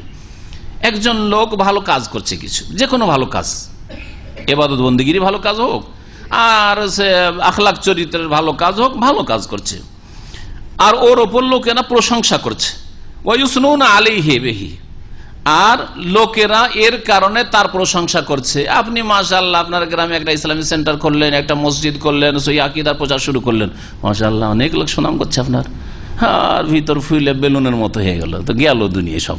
তো বেলুন হবেন না, বেলুন হালকা জিনিস, হ্যাঁ তাই না? স্বর্ণ চাঁদি যখন দামি জিনিস ভারী হয়, হ্যাঁ হালকা হবেন না, দুনিয়ার গরজ করবেন না। যদি এরকম প্রশংসা হয় তাহলে কি তার দুনিয়াতে আল্লাহ নগদ দিয়ে দিলেন আর আখেরাতে দেবেন না, মাহরুম করে দিবেন না? বলছেন না, নবী বলছেন কাল ফাকাল রাসূলুল্লাহ তিলকা আজেল বুশরাল মুমিন, এটা হচ্ছে মুমিনের নগদ সুসংবাদ। সুবহানাল্লাহ, মুমিনের নগদ সুসংবাদ। 10 বছর একজনের পাশে বাস করেন, একদিন একটা ঝগড়া তর্ক কোন কষ্ট দেওয়া কোনো কিছু হয়নি, একটা ময়লা সিঁড়িতে পড়ে থাকলে, একটা খড়কুটো পড়ে থাকলে উঠিয়ে ফেলেছেন, এটা কাঁটা পড়ে থাকলে উঠিয়ে ফেলেছেন, সুনাম করবেন আশেপাশের লোকেরা? মানুষের মতো মানুষ হলে সুনাম করবে, অমুসলিম পর্যন্ত সুনাম করবে। তাহলে যদি এইরকম সুনাম হয় তো এটা হচ্ছে সুসংবাদ মুমিনের জন্য। দিন যেহেতু শুধু আকীদা আর ইবাদতের নাম নয়, আখলাকেরও নাম, সেই জন্য সেই দিকগুলি বললাম। এইরকমই যারা দিনের কাজ করছেন, দিনের খেদমত করছেন, আল্লাহ পাক ইখলাস দান করেন। অনেক সময় আপনার কাছে আসছে, সুনামের কথা আসছে, আপনার কেউ প্রশংসা করছে যে মাশাআল্লাহ আপনার মাধ্যমে কিন্তু আমি সহি রাস্তাটা পেয়েছি, আপনি কিন্তু আমি খুব বেনামাজি ছিলাম ভাই, আপনি আমাদের ক্যাম্পে গিয়েছিলেন, আর তারপরে আপনি গিয়ে আমাকে অমুক একটা ক্যাসেট দিয়েছেন অথবা একটা কিতাব দিয়েছেন, তারপর থেকে আমি এটা শুরু করেছি, সংশোধন করেছি। তো এইগুলো হচ্ছে দুনিয়ার নগদ সুসংবাদ, কিন্তু শর্ত হচ্ছে আপনার ইখলাস নষ্ট করবেন না। আল্লাহ অন্তরের মালিক, মানুষ অন্তর জানে, কিন্তু আল্লাহ অন্তর জানছেন যে আপনি কি অতি ভুলে গেলেন, আর ওটা কি আপনি লক্ষ্য উদ্দেশ্য টার্গেট বানিয়ে ফেললেন না, আসলে এগুলো আপনার কাছে কিছু নাই, আপনার লক্ষ্য উদ্দেশ্য আল্লাহর সন্তুষ্টি আর পরকালের মুক্তি। লাহমুল বুশরা ফিল হায়াতিদ দুনিয়ার যে স্বপ্ন বললাম, ওই ক্ষেত্রে হাদিস, অনেকগুলি হাদিস রয়েছে। ইবনে কাসির আর রুয়াস সালেহা ইউবাশশিরুহাল মুমিন, এই নেক যে স্বপ্ন রয়েছে, ভালো স্বপ্ন রয়েছে, মুমিনকে এতে সুসংবাদ দেওয়া হয়। এটা জুজ মিন 49 জুজ মিনান নবুয়া, নবুয়াতের একটা অংশ।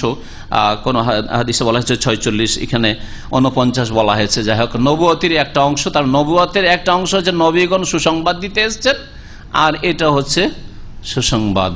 আপনি হয়তো বিব্রত ছিলেন, পেরেশান ছিলেন যে কি করব না করব, কি যে করব, আর স্বপ্ন দেখছেন, স্বপ্ন দেখার পরে মনটা স্থির হয়ে গেল যে না ভাই কাজটা করেই ফেলি, বা একটা খারাপ স্বপ্ন দেখলেন যে এই কাজটা করতে গিয়ে দেখছি খারাপ একটা দৃশ্য দেখলাম, তারপর আপনি না ভাই সতর্ক হয়ে যায়, তো এই সুসংবাদ আপনার জন্য। তো এইরকম হতে পারে, কিন্তু সব সময় নাই। আর অনেকে মনে করেন যে ইস্তেখারা হলে স্বপ্ন জরুরি নাই, এটাও নয়, এগুলো জাল হাদিস, সহিহ হাদিস নয়। আর তারপরে ইস্তেখারা করলে আপনাকে স্বপ্ন দেখতেই হবে এমনও কথা নাই।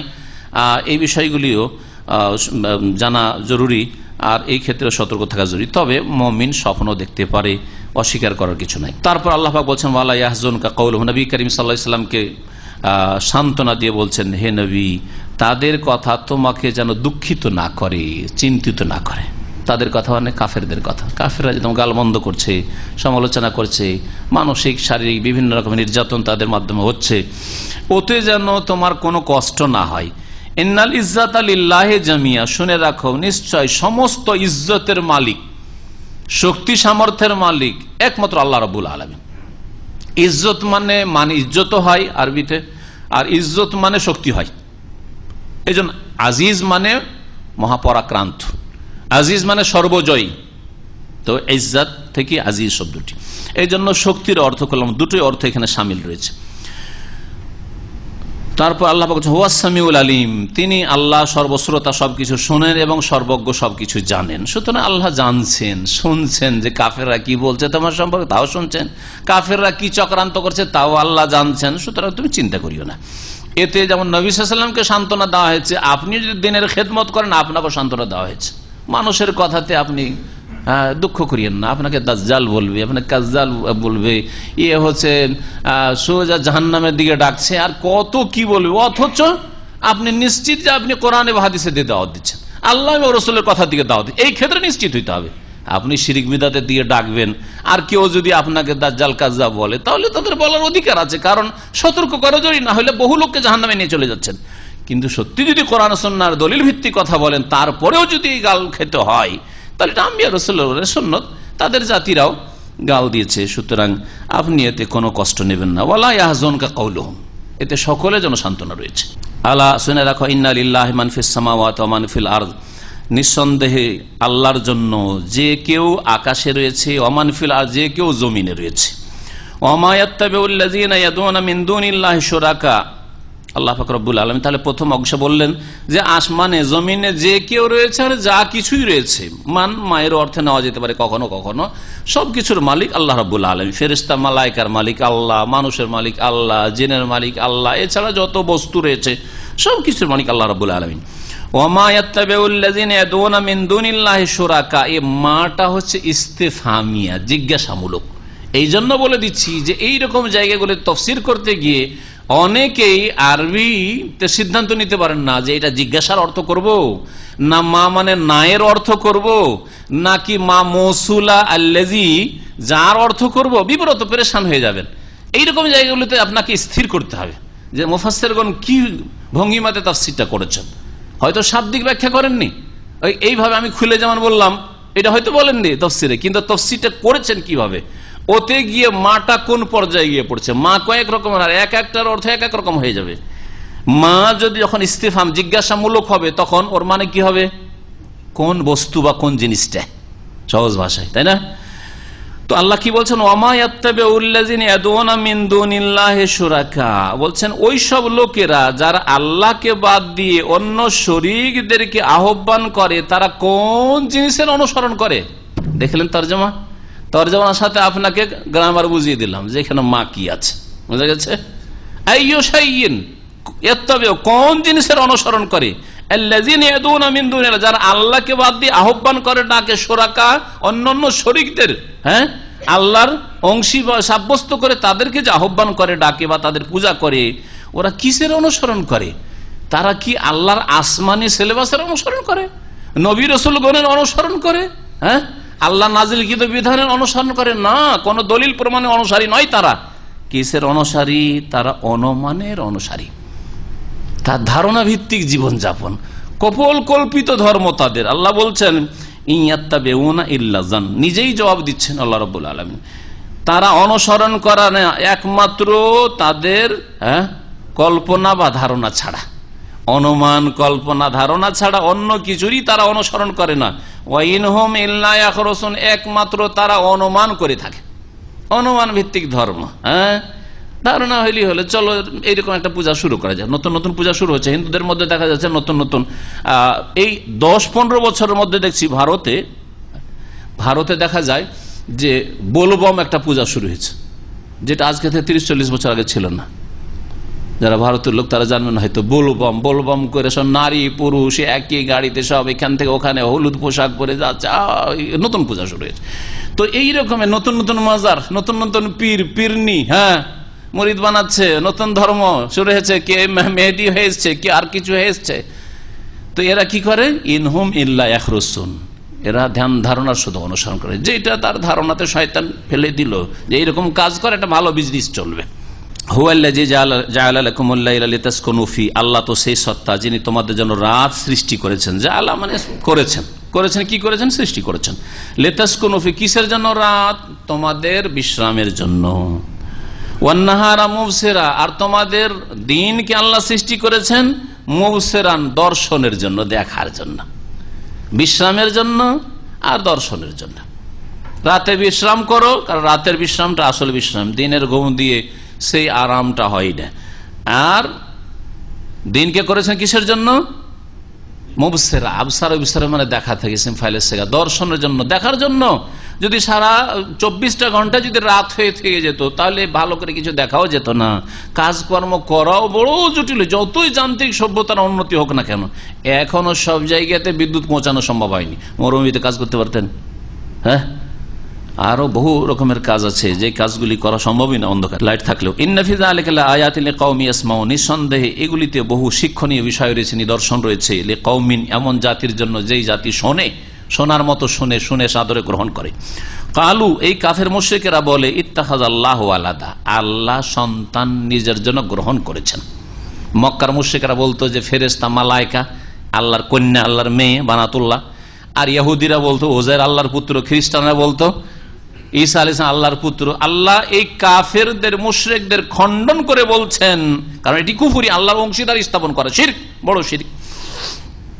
আল্লাহ বলছেন সুবহানাহু, মানে আল্লাহ এইসব থেকে কি, সন্তান গ্রহণ থেকে পাক পবিত্র। আল্লাহর পবিত্রতা ঘোষণা করো। হুয়াল গানিয়, তারপরে কয়েকটি যুক্তি আল্লাহ বলছেন। আল্লাহ কেন ছেলে মেয়ে গ্রহণ করবেন, কি ছেলে মেয়ের প্রয়োজন?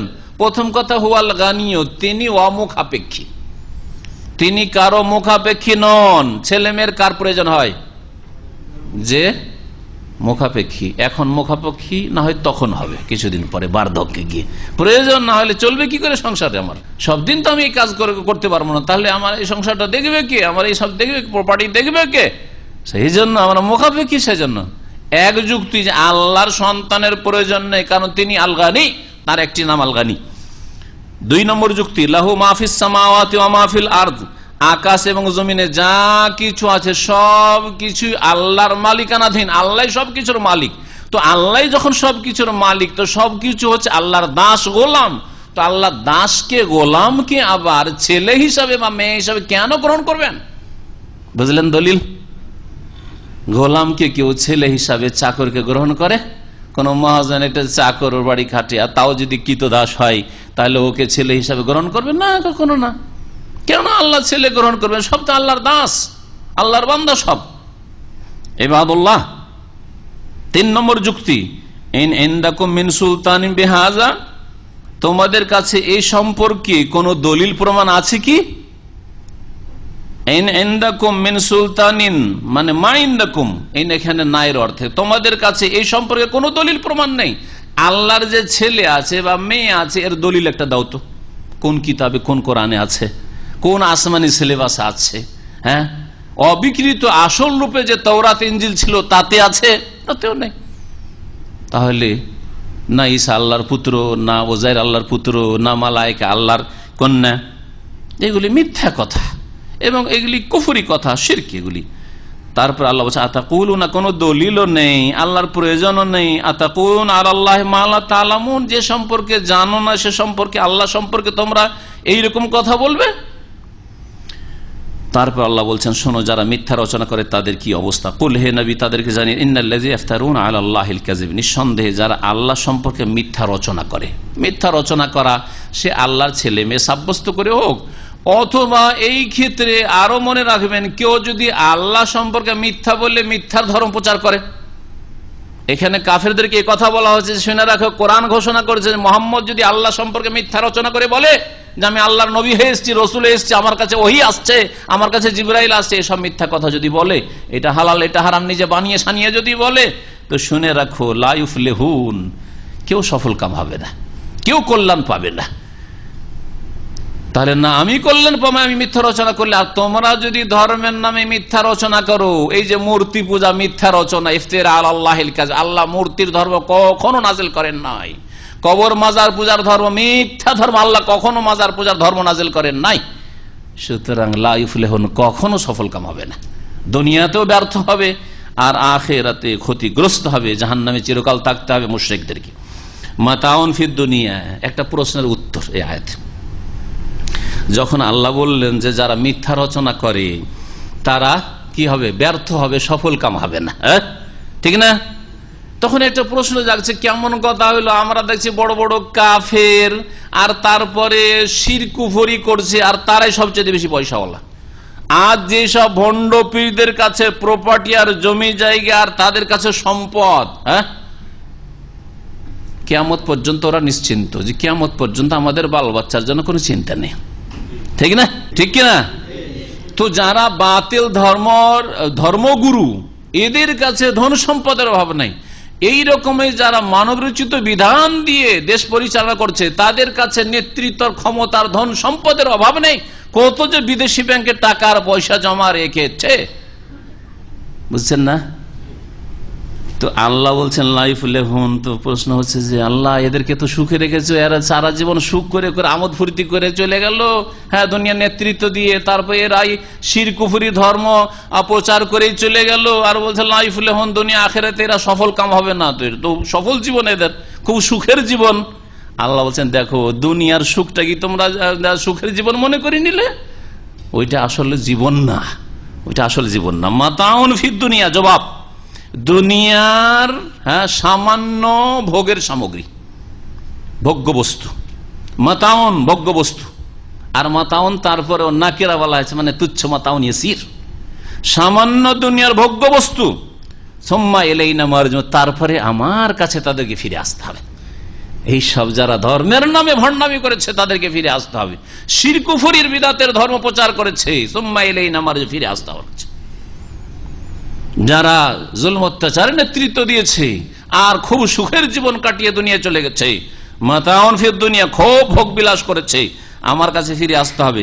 সুম্মা নুযিকুহুমুল আযাব আশ-শাদীদ বিমা কানু ইয়াকফুরুন, তারপরে তাদেরকে কঠোর শাস্তির আস্বাদন করাবো, বিমা কানু ইয়াকফুরুন, তাদের কুফরির কারণে। আল্লাহ পাক রব্বুল তারপরে নবী মুহাম্মদ রাসূলুল্লাহ সাল্লাল্লাহু আলাইহি সাল্লামকে সান্ত্বনা দেওয়ার জন্য মাঝে মাঝে নবী রাসূলগণের কাহিনীও বয়ান করেছেন, যে দেখো তোমার সাথে এটা নতুন কিছু হচ্ছে না। এর আগে যত নবী রাসূলগণ এসেছেন সবার সাথে এইরকমই বদমাইশি করেছে, আচরণ করেছে খারাপ তাদের জাতিরা। শোনো, প্রথম রাসূল নূহ আলাইহিস সালামের কথাই শোনো, যখন প্রথম শিরকের বিরুদ্ধে একমাত্র শুরু করলেন কাজকে নূহ আলাইহিস সালাম। কারণ তার আগে পর্যন্ত যে নবীরা এসেছেন আদম আলাইহিস সালাম, ওই যুগে শিরক ছিল না। আব্দুল্লাহ আব্বাস রাদিয়াল্লাহু তাআলা আনহু থেকে সহিহ বুখারীতে বর্ণিত রয়েছে যে 10 যুগ চলে গেছে, আশরাত কুরুন বাইনা আদম ও নূহ, আদম আর নূহের মাঝখানে। সেই যুগগুলিতে কুল্লুহুম আলা মিল্লাতিন ওয়াহিদা, সকলে একই ধর্মের উপর, তাওহীদের উপর ছিল, আল্লাহর একত্বের উপর ছিল। তারপরে তখন মূর্তি পূজা শুরু হইলো। যারা নেক লোকেরা ছিল ওদের প্রতিমূর্তি তৈরি করে এবাদত খানাতে রেখে দিয়ে আল্লাহর প্রথম দিকে এবাদত করতো, ধীরে ধীরে ওদেরই এবাদত উপাসনা পূজা শুরু হলো, এই মূর্তি পূজা শুরু হইলো। তখন আল্লাহ পাক রব্বুল প্রয়োজন মনে করলেন যে এই মানব জাতিকে এই শিরক কুফরি থেকে মুক্ত করতে হবে, রাসূল পাঠাইতে হবে। প্রথম রাসূল পাঠালেন হেদায়েতের জন্য, নূহ আলাইহিস সালামকে 950 বছর দিনের দাওয়াতের কাজ করলেন। আমাদের মতো 9.5 বছর না, আমাদের মতো 9.5 বছর না। কেউ যে 10 বছর দিনের দাওয়াতের, উপস্থাপনা 10 বছর ধরে দিন ইসলামের খেদমত করছেন, বিশাল কিছু করে ফেলেছেন না। আর নূহ আলাইহিস সালাম 950 বছর দাওয়াতের কাজ করছেন। আল্লাহ পাক বলছেন ওয়াতুলু আলাইহিম নাবা নূহ, হে নবী পড়ে শোনাও তাদেরকে, ওয়াতুলু আলাইহিম, তিলাওয়াত করো। নাবা নূহ আলাইহিস সালামের মহাসংবাদ, নূহ আলাইহিস সালামের ঘটনা। ইয ক্বালা লিকওমিহি, কিছু অংশ বর্ণনা করা হয়েছে তার ঘটনার, যখন তিনি বলেছেন নিজ জাতিকে, ইয়া কওমিহি, আমার সম্প্রদায়। বিস্তারিত সূরা নূহে রয়েছে, আর অন্যান্য সূরায় নূহ আলাইহিস সালামের ঘটনাও বর্ণনা করা হয়েছে। ইন কানা কাবুরা আলাইকুম মাকামি ওয়া তাযকিরি বিআয়াতিল্লাহ, যদি তোমাদের মাঝে আমার অবস্থান এবং আল্লাহর আয়াত দ্বারা তোমাদেরকে আমার উপদেশ দেওয়া তোমাদের জন্য অসহ্য হয়ে যায়। কাবুরা মানে কাবরা মানে কষ্টকর হয়ে যাওয়া। ইনকানা কাবুরা আলিকা, তোমাদের জন্য যদি কষ্টকর হয়ে যায়, অসহ্য হয়ে যায়, মাকামি, আমার অবস্থান করা, তোমাদের মাঝে বসবাস, ও তাযকিরি, আর আমার উপদেশ দেওয়া, বে আয়াতিল্লাহ, আল্লাহর আয়াত দ্বারা, যে তোমাদেরকে উপদেশ দিয়েছি, ভালো কথা বলছি, তো তোমাদের গায়ের জ্বালা হয়ে যাচ্ছে, আর তোমাদের মাঝে আমি বসবাস করছি, আল্লাহর ইবাদতবন্দি করছি, এই সব মূর্তি পূজা করি না, সেই জন্য অসহ্য হয়ে গেছে। যদি এটাই হয় ফাআলাল্লাহ তাওয়াক্কালতু, তাহলে আর কি বলবো, আল্লাহর উপর ভরসা করছি, তোমরা যা করার করো। দীর্ঘদিন দাওয়াত দেওয়ার পরে তাহলে এই পর্যায়টা বয়ান করা হচ্ছে। আল্লাহর উপর আমি আস্থা ভরসা করছি। ফাআজিমু আমরাকুম, সুতরাং তোমরা তোমাদের কাজে বদ্ধপরিকর হও। কি করবে করো, তোমরা সংকল্পবদ্ধ হও। ওয়াশুরাকাকুম, আর তোমাদের শরীকদেরকে সহযোগীদেরকেও সাথে নাও। সুম্মা লা ইয়াকুন আমরুকুম আলাইকুম গুম্মাহ, তারপরে তোমাদের কাজ তোমাদের ওপর যেন কোন রকমের অস্পষ্ট না থাকে, মানে লুকিয়ে লুকিয়ে করার প্রয়োজন নাই, খোলাখুলি যা পারো তাই করো। সুবহানাল্লাহ, এটা আল্লাহর নবী রাসূলগণই বলতে পারেন, যা ইচ্ছা তাই করো, কি ক্ষমতা আছে করো, তোমাদের কোনো অস্পষ্টতা নেই। আমি যা বলছি ক্লিয়ার কথা, স্পষ্ট কথা, তোমরা যা করছো স্পষ্ট ক্লিয়ার করো, যা করার আছে। সুম্মা লা ইয়াকুন আমরুকুম আলাইকুম গুম্মা সুম্মা কদু ইলাইয়া, তারপরে আমার ব্যাপারে তোমরা চূড়ান্ত ফয়সালা করো, মানে আমাকে মারবে মেরে দাও, আমাকে দেশ থেকে নির্বাসিত করবে বিতাড়িত করবে করে দাও। সুম্মা কদু ইলাইয়া, আমার সম্পর্কে তোমরা চূড়ান্ত ফয়সালা করো, সিদ্ধান্ত নাও। ওয়ালা তুনজিরুন, আর আমাকে একটু অবকাশ দিও না অবকাশ, যা পারো করো। কতটুকু তোমাদের ক্ষমতা আছে আর আল্লাহর হেফাজত সুরক্ষা আমার পেছনে আছে কি নেই তা দেখে নাও। আম্বিয়া রাসূলগণের আল্লাহর উপর তাওয়াক্কুল। ফাইন তাওয়াল্লাইতুম, তোমরা যদি বিমুখ হয়ে যাও, মানে ঈমানও আনবে না, আর তোমরা আমার সম্পর্কে যা পারো তাই করো বললাম তাও করতে পারছো না। ফামা সাআলতুকুম মিন আজরিন, দেখো তোমাদের কাছে কিছু পারিশ্রমিক মোটেই চাইনি, আমি কোনো পারিশ্রমিক আমি চাইনি।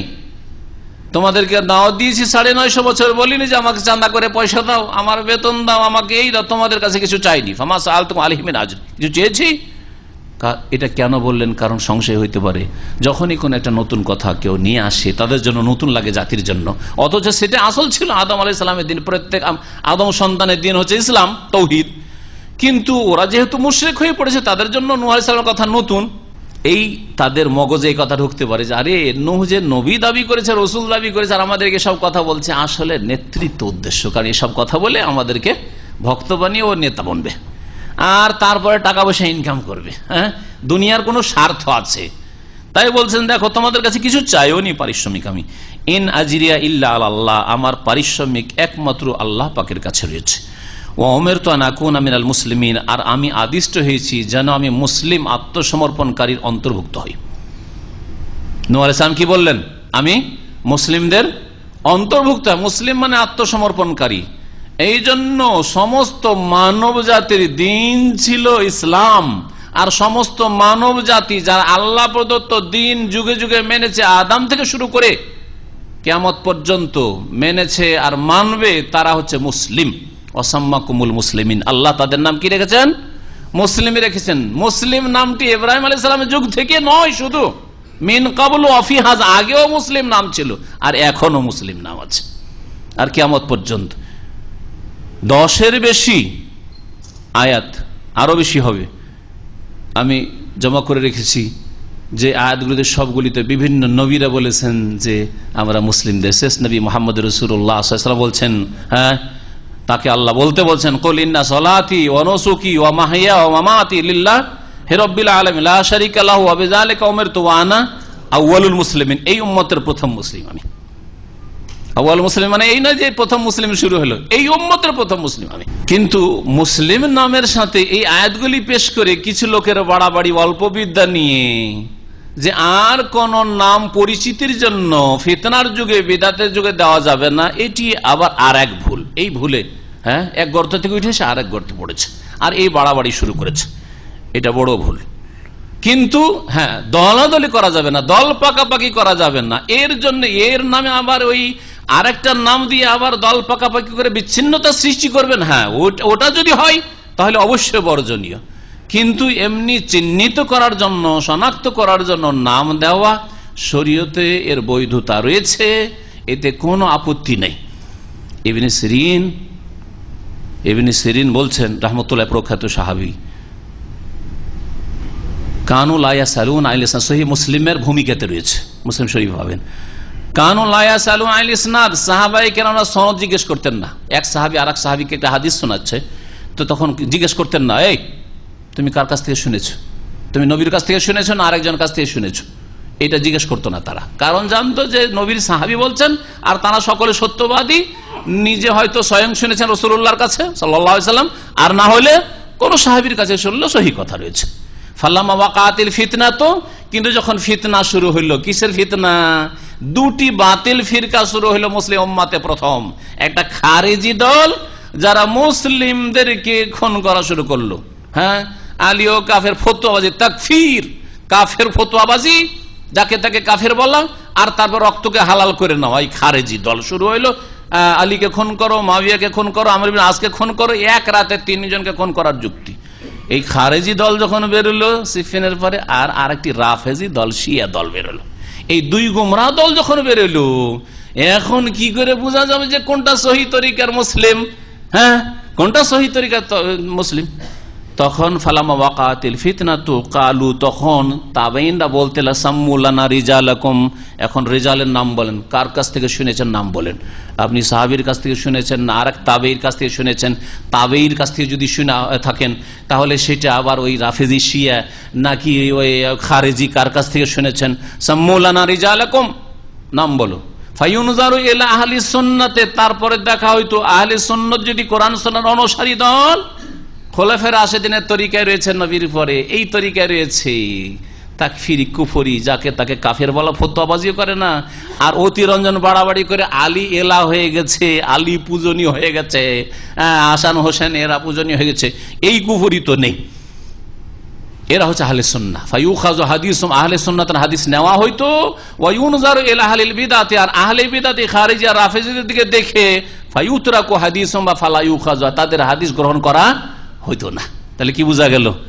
সাহাবায়ে কেরামদের যুগ থেকে, সাহাবায়ে কেরামদের শেষ যুগ আর তাবেঈনদের যুগ, এই যুগে সনদের যাচাই বাছাই শুরু হয়েছে, আর আহলে সুন্নাত, আহলে বিদআত, বিদআতি আর সুন্নতি এই নাম শুরু হয়েছে। সুতরাং এটা যদি বাড়তে বাড়তে আহলে সুন্নাহর জায়গায় কেউ আহলুল হাদিস ব্যবহার করে, কেউ যদি সালাফি ব্যবহার করে নিজের পরিচয় দেওয়ার জন্য, কেউ যদি মুহাম্মাদি ব্যবহার করে, মুহাম্মদ রাসূলুল্লাহ সাল্লাল্লাহু আলাইহি ওয়াসাল্লামের নিঃশর্ত অনুসরণের কারণে, তাহলে কোনো আপত্তিকর বিষয় নাই। কিন্তু শর্ত হচ্ছে এর নামে দল পাকাপাকি আবার না, নাম দিয়ে এখনো দল, এটা হচ্ছে আমাদের অমুক আহলে হাদিস, এটা হচ্ছে অমুক আহলে হাদিস, ওদের সাথে আমাদের যোগাযোগ নেই আর আমাদের সাথে ওদের যোগাযোগ নেই। এইরকম করলে তখন আবার নাজায়েজের পর্যায়ে পড়ে যাবে। সুতরাং এসব ফিতরা থেকে আল্লাহ পাক যেন বাঁচিয়ে রাখেন। আল্লাহ পাক তারপরে বলছেন যে ফাকাজ্জাবুহু, নূহ আলাইহিস সালামের জাতিরা তাকে মিথ্যা মনে করলো। ফানাজ্জাইনাহু ওয়া মা'আহু ফিল ফুলক, সুতরাং নূহ আলাইহিস সালামকে এবং যারা মুমিন তার সাথে ছিল তাদেরকে জলজাহাজে আমি নাজাত দিলাম, উঠিয়ে তাদেরকে পরিত্রাণ দিলাম, বাঁচিয়ে নিলাম। ওয়াজআলনাহুম খালাইফা, এবং তাদেরকে আমি স্থলাভিষিক্ত বানিয়ে দিলাম, তাদেরকে খলিফা বানাইলাম। আল্লাহ কি বলছেন এখানে? তাদেরকে কি বানাইলাম? খালাইফা। এই কথা বললেন যে ওয়াজআলনাহুম খালাইফা আল্লাহে, আল্লাহর খলিফা বানিয়ে দিলাম ওদেরকে, কথা বলেছেন?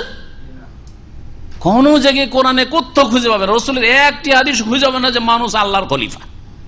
আবার সতর্ক করছি, কারণ ওই আয়াত এখানে এসছে, আয়াতগুলিকে লক্ষ্য করে দেখবেন, যেখানে দেখবেন ওয়াজআলনাহু, তাদেরকে আমি খালাইফ, খলিফাতুনের বহুবচন, খলিফা বানাইলাম, স্থলাভিষিক্ত বানাইলাম। কাদের? তাদের পূর্বে যে সব জাতিরা ছিল ওরাকে ধ্বংস করে দিয়ে ওদের জায়গাগুলির মালিক কারা হইল? যারা এই যে নৌকোতে বা পানি জাহাজে উঠেছিল মুমিন হয়ে, তারা এই সবের মালিক হইল, এগুলোর খলিফা হয়ে গেল, স্থলাভিষিক্ত হইল। এটা হচ্ছে এর অর্থ। মানুষ আল্লাহর খলিফা, শুধু শব্দের ইখতিলাফ নাই। কারণ আপনাদের একদিন আমি বলেছি, আর এতটুকু বলেছি, এটা অনেকে ভাবেন যে শুধু শব্দের পার্থক্য, মানুষকে আল্লাহর খলিফা বলবো না পূর্বে যারা চলে গেছে তাদের খলিফা, উমরকে আবু বকরের খলিফা বলবো, আবু বকরকে রাসূলুল্লাহর খলিফা বলবো না আল্লাহর খলিফা বলবো। পার্থক্য শুধু শব্দগত পার্থক্য না, এখানে আকীদাগত পার্থক্য আছে, এই রহস্য ঢোকানো আছে। যখন আল্লাহর খলিফা ওরা বলে, তখন বলে আল্লাহর যেহেতু বিধানে রয়েছে দণ্ডবিধান, আল্লাহর বিধানে রয়েছে আপনার জীবনের সার্বিক ক্ষেত্রে ইসলামের প্রতিষ্ঠা, আর এই সার্বিক ক্ষেত্রে ইসলামের প্রতিষ্ঠা অতক্ষণ পর্যন্ত হবে না যতক্ষণ পর্যন্ত ক্ষমতা দখল না করব। সুতরাং ক্ষমতা দখল করা হচ্ছে ইসলামের টার্গেট, এত দূরে গিয়ে পৌঁছে গেল, ইসলামের অপব্যাখ্যা করে ফেলল। আল্লাহর খলিফা বানিয়ে দিয়ে প্রত্যেকের ওপর চাপিয়ে দিল, আমার ওপর চাপিয়ে দিল যে নাকি চোরের হাত কাটতে হবে, আপনার ওপর চাপিয়ে দিল যে চোরের হাত কাটতে হবে, একে শ্বাস নিতে হবে, সরকারের ওপর না, শুধু যাদের কাছে আল্লাহ ক্ষমতা তাদের কাছে না, সবার উপর যখন এই ক্ষমতা হয়ে গেছে, তখন একটা নেক দল তৈরি করে যারা জালেমরা শাসন ক্ষমতায় রয়েছে, আর এরা ইসলামী আইনের বাস্তবায়ন করছে না আদালতে আর পার্লামেন্টে, এদেরকে টেনে ফেলো আর গদি দখল করো, তাহলে ওইটা হবে ইকামতের দিন। ভুল ব্যাখ্যা করে দিল। তখন নিয়ে গিয়ে ভুল ব্যাখ্যা, ইসলামের ভুল ব্যাখ্যায় ফেলে দিল। যার ফলে আল্লাহর খলিফা কথাটি শুধু শব্দগত ইখতিলাফ নয়, এটা আকীদাগত মানহাজগত বড় ইখতিলাফের বিষয়। ভালো করে বললেন আল্লাহ পাক। তারপরে বলছেন ওয়াগরাকনাল্লাযিনা কাযাবু বিআয়াতিনা, আর ওদেরকে আমি ডুবিয়ে ধ্বংস করলাম যারা আমার আয়াতগুলিকে মিথ্যা প্রতিপন্ন করেছিল। ফানজুর কাইফা কানা আকিবাতুল মুনজারিন, তুমি চিন্তা করে দেখো হে নবী, কেমন ছিল ওই সব লোকদের পরিণাম যাদেরকে সতর্ক করা হয়েছিল। মুনজারিন সতর্ককৃত লোকেদের পরিণাম কেমন হয়েছিল। সুম্মা বা'আসনা মিন বাদিহি রাসূলান, তারপরে অর্থাৎ নূহ আলাইহিস সালামের পরে অনেক রাসূলকে আল্লাহ বলছেন যে আমি পাঠিয়েছি ইলা কওমিহিম, তাদের জাতির উদ্দেশ্যে। ফাজাআহুম বিল বায়িনাত, তাদের কাছে নবীরা এসেছিল বিল বায়িনাত, সুস্পষ্ট দলিল প্রমাণ নিয়ে। ফামা কানু লিয়ুমিনু বিমা কাযাবু বিহি মিন ক্বাবল, কিন্তু তারা ঈমান নিয়ে আসার ছিল না, কারণ তারা এর পূর্বে মিথ্যা প্রতিপন্ন করেছিল। আল্লাহ বলছেন যে আগে যেহেতু মিথ্যা মনে, আগে নবী রসুলগণকে, পরে আবার রসুল পাঠিয়েছি, মানেনি। আবার কেন মানে নাই? অহংকার। অহংকার অহংকার কেমন করে ঢুকে, কথাটি কোরআনে কারিমের বুঝেন। বলছে এরা ঈমান নিয়ে আসলো না, আবার ঈমান নিয়ে আসার নয়, কেন? এর পূর্বে যেহেতু তারা মিথ্যা মনে করেছে। মানুষের একটা বদ স্বভাব আছে। কি বদ স্বভাব? একবার যদি না বলে দেন, পরে হ্যাঁ করতে খুব কষ্ট লাগে। আছে না নেই? আছে না নেই? যদি আপনার বস বা ম্যানেজার মাফি বলে দেয়, না স্যার ছুটি দেন একটু, মাফি, তারপরে যদি দেখে নাকি ছুটি দিলে কল্যাণ আছে, ছুটি দিলে ভালো আছে, কারণ এই দরকারের প্রয়োজন কোম্পানিতে, তারপর ফি করানো মুশকিল, ওকে ফি করানো খুব মুশকিল, কারণ ওকে শয়তান ধরে নিয়েছে। কারণ যদি এখন ফি বলে দিত, আমি তো হার মেনে নিলাম, ওই যে জিতে গেল, হ্যাঁ আমি তো ছোট হয়ে গেলাম, শয়তান ওখান দিয়ে ঢুকে, বুঝতে পেরেছেন না? যার ফলে এক নবীকে অস্বীকার করেছে, আর এক নবীকে পরপর আল্লাহ নবী পাঠাইতে আছেন, মানতে রাজি না, মানতে রাজি না। অথবা নবী একবার গেছেন, একবার ওই নবী একই নবী গেছেন, নবী গিয়ে দাওয়াত দিয়েছেন, একবার দুইবার গেছেন, না করে দিয়েছে, বারবার করে যাচ্ছেন, পরে যদি মনটাও চাই যে মেনেই নি কথা, আর কি করে মানবো রে, একে 5 বার 7 বার না বলে দিছি, এখন হ্যাঁ বলা মানে ছোট হয়ে যাওয়া, হ্যাঁ বলা মানে ছোট হয়ে যাওয়া, ইসলাম গ্রহণ করে না মেনে নেওয়া মানে ছোট হয়ে যাওয়া। বিদআতপন্থীদের কাছে 2-4 বার দাওয়াত নিয়ে গেছে, 2-4 বার আপনাকে না করেছে, পরে বুঝতে পারলেও আপনার কাছে হ্যাঁ করতে কষ্ট লাগে, হ্যাঁ করতে অনেক সময় কষ্ট লাগে। একমাত্র তখনই যখন আল্লাহর ভয় থাকবে, পরকালের মুক্তিটা তার উপর প্রাধান্য পাবে, তখন না রে ভাই ছোট হওয়া নাই, দুনিয়ার ছোট হওয়াটা ভালো, ছোট হওয়াতে কি আছে, এতদিন ভুলে ছিলাম অসুবিধা নেই। শুনবেন মজার কথা, একজন বড় আলেম, নাম বলছি না, বড় আলেম, আর আমাকে খুব বড় ব্যক্তি তার সাথে বসে এই আলোচনা শুনিয়েছেন।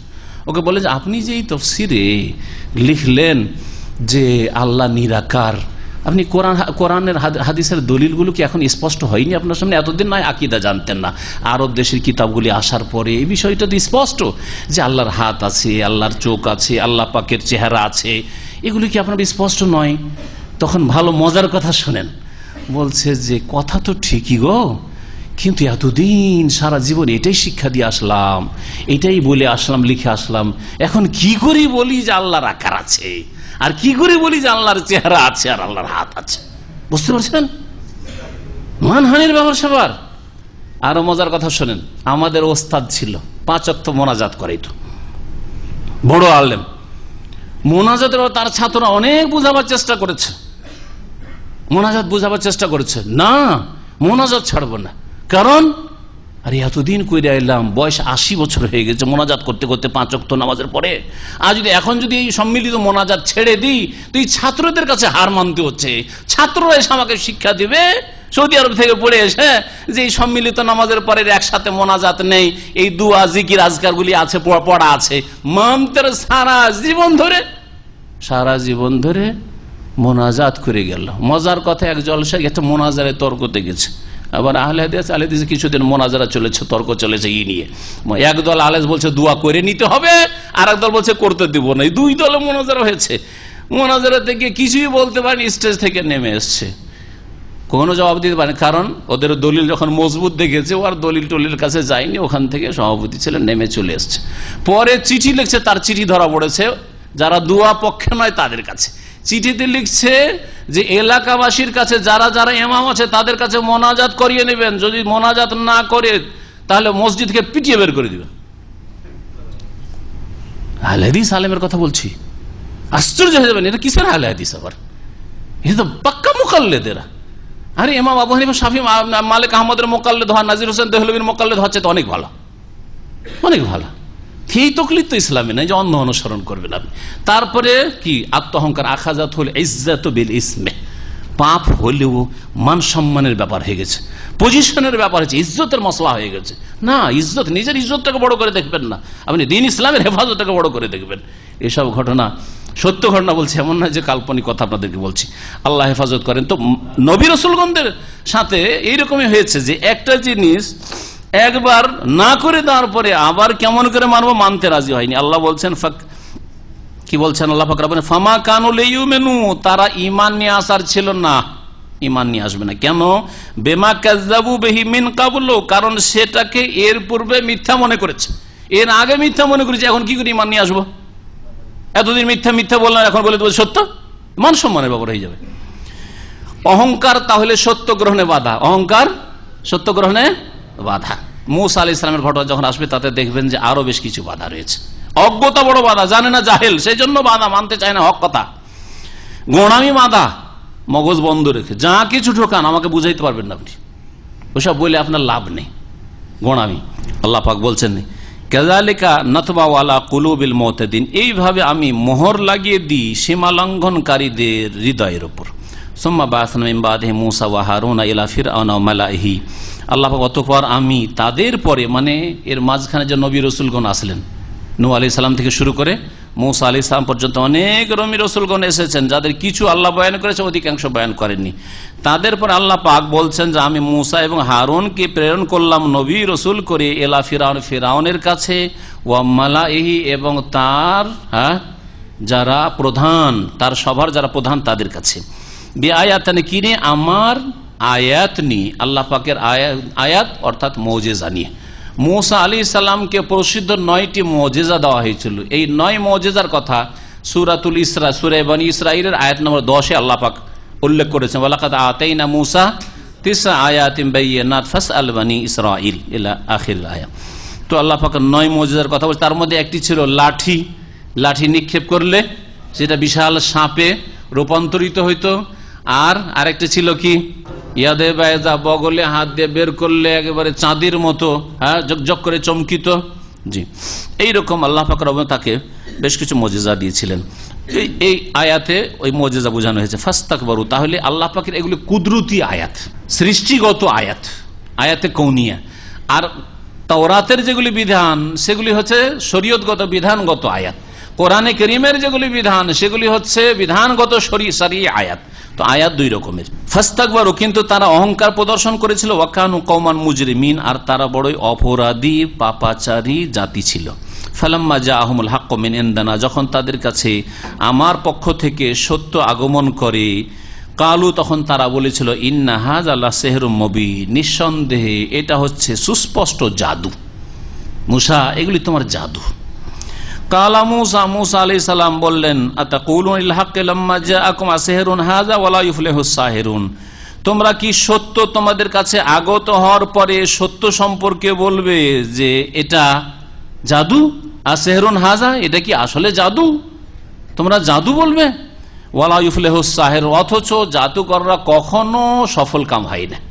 আমি যদি জাদুকর হই, আমার এটা জাদু, লাঠি জাদু, আর জাদুকর যদি আমি হই, তাহলে জাদুকর জেনে রাখো যে কখনো সফলতা লাভ করে না, ব্যর্থ হয়, শেষ পরিণামে লাঞ্ছিত অপদস্থ হয়। যত জাদুকররা রয়েছে বড় কষ্ট পেয়ে মারা যায়, দুনিয়াতেই বড় কষ্ট পায়, বড় কষ্ট পায়। জিন শয়তানরা খুব কষ্ট দেয় জাদুকরদেরকে। গণক আর জাদুকর যারা আছে, ওঝা, এই সেই লোক যারা ওই জাদু করে, এক অপরকে বান মারায়, এরা বড় কষ্ট পেয়ে মারা যায়। এদেরকে জিন শয়তান বড় কষ্ট হয়, কারণ জিন শয়তানের ডিমান্ড তো অনেক থাকে তাদের কাছে, ডিমান্ড পুরা করতে করতে হয়রান হয়ে যায়, আর বড় আযাব তাদেরকে দেয় এই জিন শয়তানরা। তো আল্লাহ পাক বলছেন যে জাদুকর কখনো সফল হয় না, দুনিয়াতেও সফল হয় না, আর আখিরাতেও তো সফল হয় না, চিরকালে জাহান্নামী, কারণ জাদুকর কাফের। কালু, তখন তারা বলেছে, আজিতানা লিতালফিতানা আম্মা ওয়াজাদানা আলাইহি আবানা, প্রথম কথা বললো মানুষকে দূরে সরাবার জন্য যে এটা হচ্ছে জাদু, জাদু বলে যদি সরানো না যায় তাহলে আরো কিছু যুক্তি।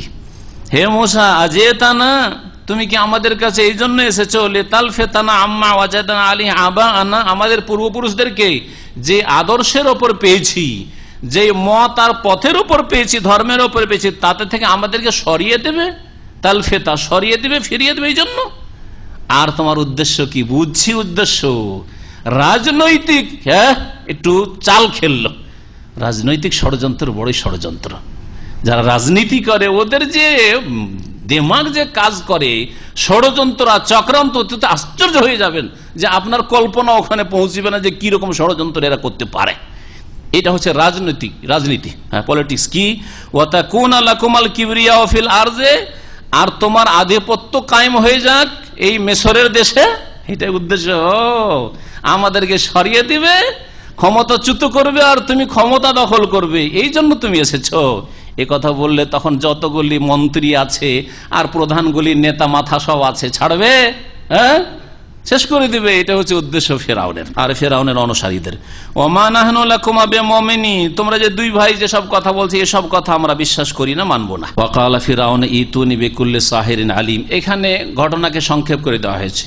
যখন মুসা আলাইহিস সালাম দাওয়াত দিলেন ফেরাউনকে, নম্র ভাষায়, আল্লাহ নরম ভাষায় দাওয়াত দিতে বললেন, দুই ভাই গেলেন, দাওয়াত দিলেন, কিন্তু মানতে রাজি না। মেলা কথা হইল, কে রব কে কিছু, এগুলো বিভিন্ন সূরায়, সূরায় তাহাতে রয়েছে, সূরায় আরাফে রয়েছে, সূরায় শুআরাতে রয়েছে, সূরায় কাসাসে রয়েছে, বিভিন্ন ঘটনাগুলি বিভিন্ন জায়গায় ছড়িয়ে রয়েছে, তো সূরায় নামলে রয়েছে। তারপরে মুসা আলাইহিস সালামকে চ্যালেঞ্জ করলো ফেরাউন যে ঠিক আছে, তোমার যে জাদু, তো জাদুর প্রতিযোগিতা হবে, জাদুর লড়াই হবে, লড়াইয়ে যে জিততে পারে, আমরা যদি জিততে পারি তো দেখা যাবে, তোমাকে যা শাস্তি দেওয়ার দেব।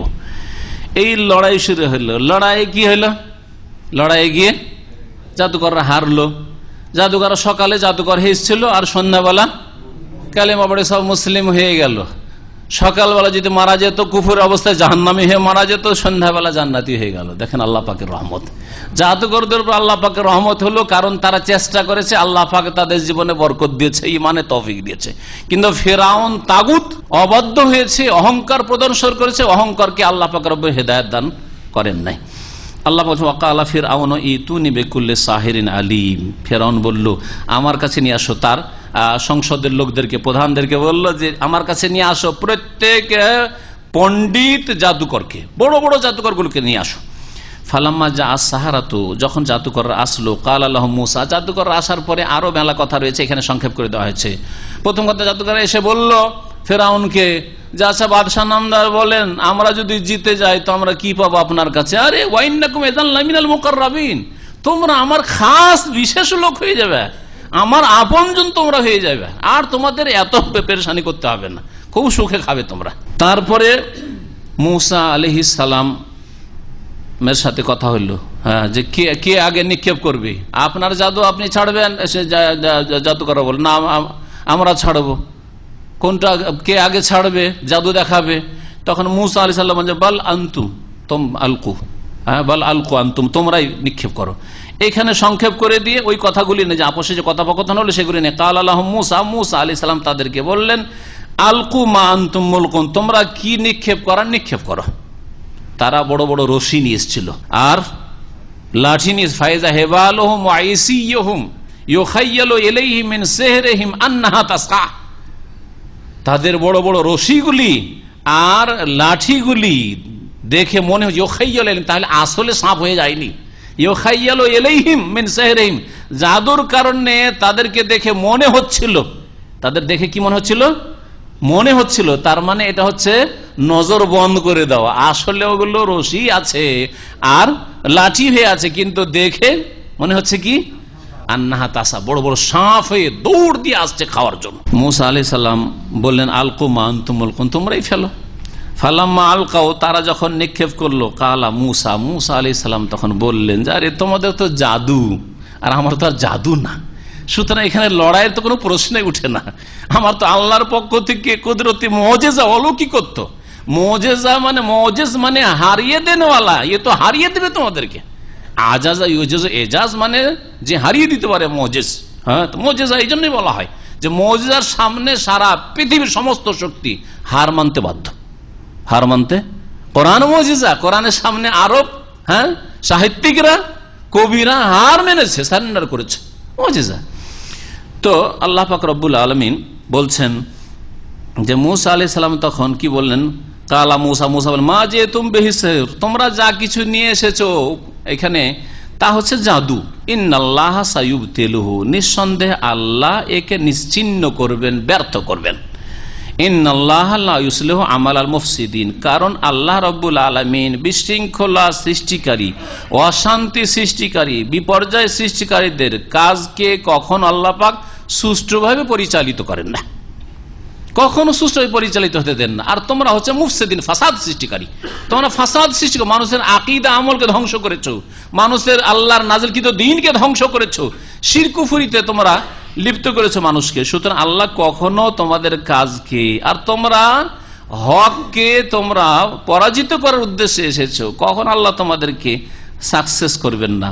ওয়ায়ুহিক্কুল্লাহুল হাক্কা বিকালিমাতিহি, এবং আল্লাহ পাক রব্বুল আলামিন সত্যকে প্রতিষ্ঠিত করবেন তার কথার দ্বারা, তার বাণীর দ্বারা, কুন হও দিয়ে, বিকালিমাতিহি। ওয়ালাউ কারিহাল মুজরিমুন, যদিও অপরাধীরা তা কি করে, অপছন্দ করে বা তাদের বরদাস্তের বাইরে হয়। মুজরিমিন এখানে কাকে বলা হয়েছে, ফেরাউন এবং ফেরাউনের সহযোগীদেরকে, সভাসদদেরকে বলা হয়েছে। এখানে একটি কথা বলবো, সেটা হচ্ছে যে এই আয়াতের অংশটুকু মুখস্থ করার চেষ্টা করবেন। জি, সেটা হচ্ছে কালা মুসা, মুসার পরে হ্যাঁ মা যে তুম বেহি সেহরো ইন্নাল্লাহ সায়ুবতিলুহু ইন্নাল্লাহ লা ইউসলিহু আমালাল মুফসিদিন।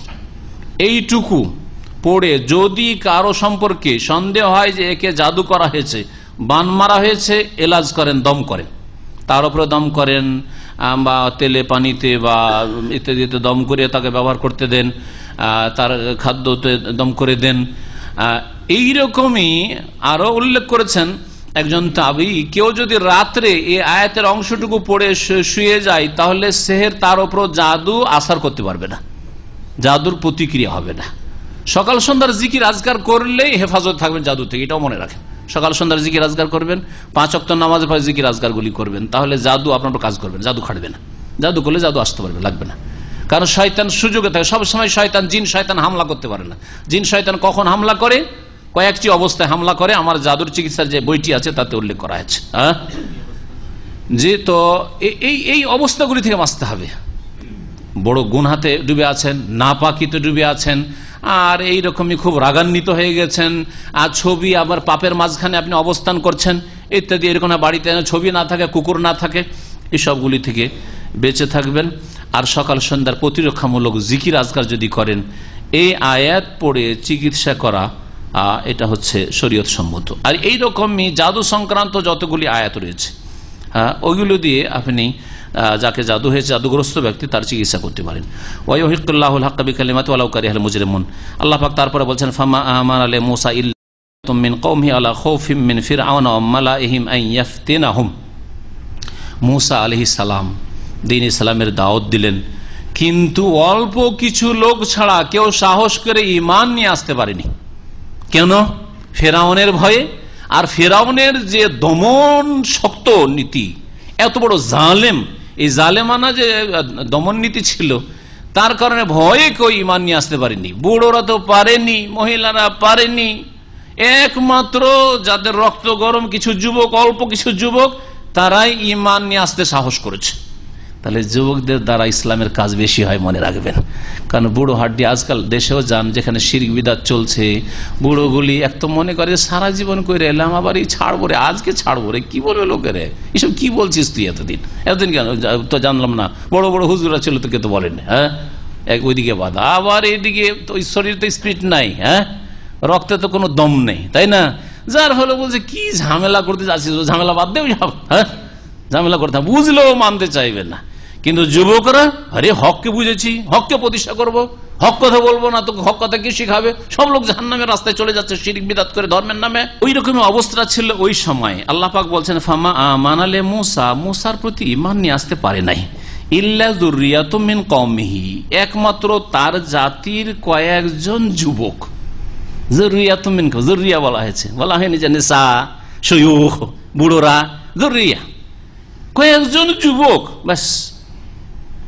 কেন? আলা খাউফিম মিন ফিরআউন ওয়া মালাইহিম, ফিরআউন এবং ফিরআউনের যারা সভাসদ প্রধান সভার, ওদের ভয়ে, এদের জুলম অত্যাচারের ভয়ে এরা বাঁচতে দিবে না, মেরে ফেলে দিবে, জবাই করে টুকরো টুকরো করবে, এই ভয়ে তারা ঈমান নিয়ে আসতে পারেনি। কি ভয়? আইয়াফতিনাহুম, যে তাদের উপর শাস্তি দেবে, তাদেরকে কষ্ট দেবে, তাদের উৎপীড়ন চলবে তাদের। ওয়াইন্না ফিরআউন লাআলিন ফিল আরদ, কারণ ফিরআউন পৃথিবীতে মিশরের ভূমিতে বড়ই অহংকারী ছিল। ওয়াইন্নাহু লামিনাল মুসরিফিন, আর সে বড় সীমালঙ্ঘনকারী ছিল, সীমাহীন শাস্তি দিত মানুষকে, সীমাহীন শাস্তি দিত, যার ফলে ঈমান আনার সাহস করেনি। এখন বাকি আছে এই আয়াতে একটি কথা, যে যুররিয়াতুম মিন কওমি, তার জাতির অল্প কিছু যুবক ঈমান নিয়ে এসেছিল। তার জাতি মানে কার জাতি? ফেরাউনের জাতি না মুসার জাতি? আচ্ছা, ফেরাউনের জাতি মুসার জাতি একটি জাতি না দুটি জাতি? দুটি জাতি। কেউ কেউ একটি জাতি বলছে, দুই জাতি, দুই জাতি। ফেরাউনের বংশের নাম ছিল কিপ্তি, কিপ্ত, কিপ্ত থেকে এক বচন কিপ্তি, বোঝা গেছে। আর ওখান থেকে আজকাল মিশরের নাম, মিশর হচ্ছে ইসলামের নাম, ইংরেজরা এসে ওর নাম রেখেছে কিপ্ত, উচ্চারণ করতে পারেন, ওটাকে একটি বিকৃত করে রেখেছে ইজিপ্ট, মানে কিপ্ত ইজিপ্ট, বুঝছেন না? এ হচ্ছে মিশরের ইংলিশ নামের রহস্য। আর আরেকটি জাতি হচ্ছে মুসা আলাইহিস সালামের জাতি, ওই জাতির নাম হচ্ছে বনি ইসরাইল, ইসরাইল বংশের লোকেরা, ইসরাইলের আওলাদ। ইসরাইল কে? আজকালকার ইসরাইল ইহুদি দেশ না, বরং ইসরাইল ইয়াকুব আলাইহিস সালাম যে নবী, ইয়াকুব বিন ইসহাক বিন ইব্রাহিম, ইব্রাহিম আলাইহিস সালামের নাতি, ইসহাকের ঘরের, ইসহাক আলাইহিস সালামের ছেলে ইয়াকুব আলাইহিস সালাম, ইউসুফ আলাইহিস সালামের বাবা। ইউসুফ আলাইহিস সালামের বাবার নাম কি ছিল? ইয়াকুব। ইয়াকুবের আর এক নাম ছিল ইসরাইল, ইসরাইল। আর ইসরাইলের ছেলে বংশধর হচ্ছে, অর্থাৎ ইয়াকুবের বংশধর হচ্ছে কে? বনি ইসরাইল। তাহলে মুসা আলাইহিস সালাম, জাকারিয়া, ইয়াহিয়া, ঈসা, যত নবী রাসূলগণ পরে এসেছেন সবাই হচ্ছেন ইয়াকুব আলাইহিস সালামের বংশধর। আর ইয়াকুব আলাইহিস সালাম যেহেতু ইব্রাহিম আলাইহিস সালামের বংশধর, সুতরাং এইসব নবী, ইসহাকের দিক থেকে হোক যতগুলো নবী এসেছেন বনি ইসরাইল নবী, অথবা ইসমাইলের দিক থেকে মুহাম্মদ রাসূলুল্লাহ সাল্লাল্লাহু আলাইহি ওয়াসাল্লাম, সকলেই ইব্রাহিম আলাইহিস সালাম আওলাদ। তাহলে নবী রাসূলগণের যে লিস্টে আমরা দেখি, ইব্রাহিমের পরে যত নবী রাসূল এসেছেন সবাই ইব্রাহিমের বংশের, আলাইহিমুস সালাম জামিয়ান। কি বলছিলাম? তাহলে দুটো জাতি, তাই না? তখন এখানে যে আমরা তরজমা করলাম ফামা আমালে মুসা, মুসার উপর ঈমান নিয়ে আসতে পারিনি, ইল্লা যুররিয়াতুম মিন কওমি, তার জাতির অল্প কয়েকজন যুবক ছাড়া কেউ, আলা খাউফি মিন ফিরআউন, ফিরআউন আর ফিরআউনের সভাসদদের ভয়ে। তো এই তার জাতির কিছু যুবক, কার জাতির? ফিরআউনের জাতির না মুসার জাতির? কারা ফিরআউনের জাতির বলছেন? ফিরআউনের জাতির অল্প হাত। কারা মুসার জাতির বলছেন? মুসার জাতির অনেক হাত উঠছে, মাশাআল্লাহ। এই আয়াতের তাফসিরে দ্বিমত রয়েছে, আয়াতের তাফসিরে দ্বিমত রয়েছে। একদল বলছেন যেহেতু এখানে উল্লেখিত হয়েছে যুররিয়াতুম, তার কওমের, তার কওমের আগে মুসার নাম উল্লেখ, ফিরআউনের নাম কাছে উল্লেখ নেই, কিন্তু যখন মুসার নাম উল্লেখ হয়েছে আয়াতে, তাহলে মুসার জাতির অল্প কিছু যুবকই একমাত্র ঈমান নিয়ে এসেছিল। এটা হচ্ছে একটা তাফসীর এক দলের। তার মানে বোঝা যায় যে মুসা আলাইহিস সালামের বংশের বনি ইসরাইলের অধিকাংশ লোকই ফিরআউনের জুলমের ভয় ঈমান নিয়ে আসেনি, এটাই না অর্থ হবে। কিন্তু ইবনে কাসির রহমতুল্লাহ আলাইহি এই ব্যাখ্যার, এই তাফসীরের শক্ত বিরোধিতা করেছেন। অল্প কিছু লোক ইবনে কাসিরের সাথে আপনারা ছিলেন যে ফিরআউনের জাতি। তিনি বলছেন যে মুসা আলাইহিস সালামের বনি ইসরাইল তো এমনি মজলুম জাতি ছিল, তাদের পুরুষদেরকে খুন করা হইতো, হ্যাঁ ফিরআউন খুন করত, আর মহিলাদেরকে দাসী পরিণত করা হইতো, শিশুদেরকে দাস বাঁচতে দিত না প্রথম কথা, তো গোলামীর জীবন কাটাচ্ছিল।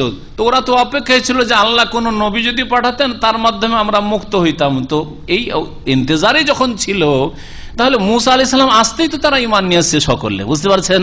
তাহলে সকলে তো বনি ইসরাইলরা ঈমান নিয়ে এসেছে কার ওপর?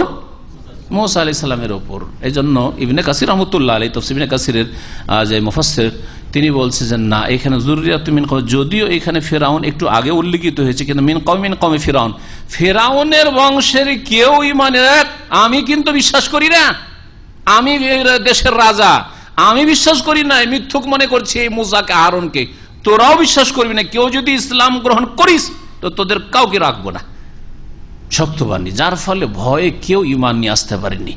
ইল্লা যুররিয়াতুম মিন কওমি, মাত্র কয়েকজন যুবক আর একজন তার বিবি আসিয়া রাদিয়াল্লাহু আনহা রাহিমাহুল্লাহ। আসিয়া কার বিবি? ফেরাউনের বিবি। কিন্তু আসিয়া ইসলাম গ্রহণ করেছিলেন না করেননি? আসিয়া তো বনি ইসরায়েলের মহিলা ছিলেন না, হ্যাঁ, কিবতি বংশের মহিলা ছিলেন, ফেরাউনের বংশেরই তিনি। আর কিছু যুবক যাদের কথা উল্লেখ তাফসীর কিতাবাদিতে উল্লেখ করা হয়েছে, আর ফেরাউনের মেয়েদের যে খাদেমা চিরনি করতো, যে দাসী চিরনি করতো, মাসে তাতে ফেরাউন সেই ঈমান নিয়ে এসেছিল। আর ওই কালা রাজুলুম মুমিন মিন আলে ফিরআউন সূরা মুমিনে রয়েছে যে একজন মুমিন লোক এসে একদম ঈমানকে লুকিয়ে রেখে, তাও জানতে দেয়নি যে সে মুসলমান হয়েছে, হ্যাঁ, ফেরাউনের ভয়ে এসে মুসাকে বলছে, মুসা তোমাকে মারার জন্য ইন্দাল মালা ইয়াতামিরুনা বিকা, ষড়যন্ত্র চলছে, পরামর্শ হচ্ছে যে তোমাকে ধরবে এক্ষুনি, আসামি কোথায়, তাড়াতাড়ি তুমি পালাও। হ্যাঁ, ওই যে ভুল করে একটা ঘুষি মারাতে লোকটা মারা গেছিল, ওই ঘটনাতে আছে না নেই? ওখানেও আছে, আর তারপরে এতেও আছে, আতাকতুলনা জানিয়া কর রাব্বি আল্লাহ, এভাবে আছে। তো যাই হোক, মুসা আলাইহিস সালাম ফেরাউনের বংশের কয়েকজন যুবক আর ওই মহিলা দুজনের নাম আসছে, এরাই ইসলাম গ্রহণ করেছিল, এই একটা তাফসীর। আর একটা তাফসীর হচ্ছে যে না, এখানে বোঝানো হয়েছে যে বনি ইসরায়েলের অল্প কিছু লোক, একটি তো বনি ইসরায়েলের অল্প কিছু লোক ঈমান নিয়ে এসেছিল, কিন্তু শেষখানে যখন মুসা আলাইহিস সালাম মিশর ছেড়ে রাতারাতি বেরিয়ে গেলেন, তখন তার সাথে সকল বনি ইসরায়েলি ছিল, সকলে বনি ইসরায়েল ছিলেন। তবে সহি মনে হচ্ছে আল্লাহু আ'লাম যে বনি ইসরায়েলরা সকলে মুসা আলাইহিস সালামকে মেনেছিল, কারণ আরেকটা আয়াত প্রমাণ করে যে সূরা আরাফে রয়েছে যে মুসা আলাইহিস সালামের কাছে বড় আক্ষেপ করে অধৈর্য হয়ে তার জাতির লোকেরা বলছে যে মুসা উযিনা মিন ক্বাবলি আন তাতিয়ানা ওয়া মিন বাদি মা জিতানা, মুসা আর কতদিন কষ্ট করব গো মুসা, হে মুসা, হে নবী, কতদিন আর এই জুলম অত্যাচার সহ্য করবো, বরদাস্ত করবো। উযিনা মিন ক্বাবলি আন তাতিয়ানা, আপনার আসার পরেও আমাদের উপরে এরকম জুলম অত্যাচার হয়েছে, নির্যাতন হয়েছে। ও মিন বাদি মা জিতানা, আপনি আসার পরে আমাদের জুলমের অবসান ঘটলো না, আমাদের ওপর যেই চলছে অত্যাচার আর উৎপীড়ন চলছে তাও হালকা হইল না, কতদিন আর বরদাস্ত করব, অধৈর্য ওরা হয়ে গেছে। তখন তিনি কি আশ্বাস দিয়েছেন, আসা রব্বুকুম আইয়ুহলিকা আদুওয়াকুম, হ্যাঁ, অচিরেই তোমাদের দুশমনকে আল্লাহ ধ্বংস করবেন, ওয়ায়াস্তাখলিফাকুম ফিল আরদ, আর পৃথিবীতে তোমাদেরকে খেলাফত দান করবেন, আল্লাহ তোমাদেরকে প্রতিষ্ঠিত করবেন। ফায়ানজুরা কাইফা তা'মালুন, তারপরে আল্লাহ আবার দেখতে চাই যে তোমরা আবার কি করছো, তোমরা কি আবার ফেরাউনের রাস্তা, পাপীদের রাস্তা নিচ্ছ নাকি, আল্লাহ ওটাও দেখবেন তোমাদের। জি, এর থেকে বোঝা যায় যে বনি ইসরায়েলরা তারা ইসলাম সকলে গ্রহণ করেছিল, আর ফেরাউনের বংশের অল্প কিছু লোক তারা ঈমান নিয়ে আসতে পেরেছিল, বাকি লোকেরা ভয়ে কেউ ঈমান নিয়ে আসেনি, ধ্বংস হয়েছে, কাফেরগুলো সব ধ্বংস হয়েছে যারা ফেরাউনের সাথ দিয়েছে ডুবে। এখান থেকে ইনশাআল্লাহ তাআলা আগামী সপ্তাহে আমাদের তাফসীর শেষ হয়ে যাবে। ওয়া সাল্লাল্লাহু আলা নবিয়িনা মুহাম্মদ ওয়া আলা আলিহি ওয়া সাহবিহি।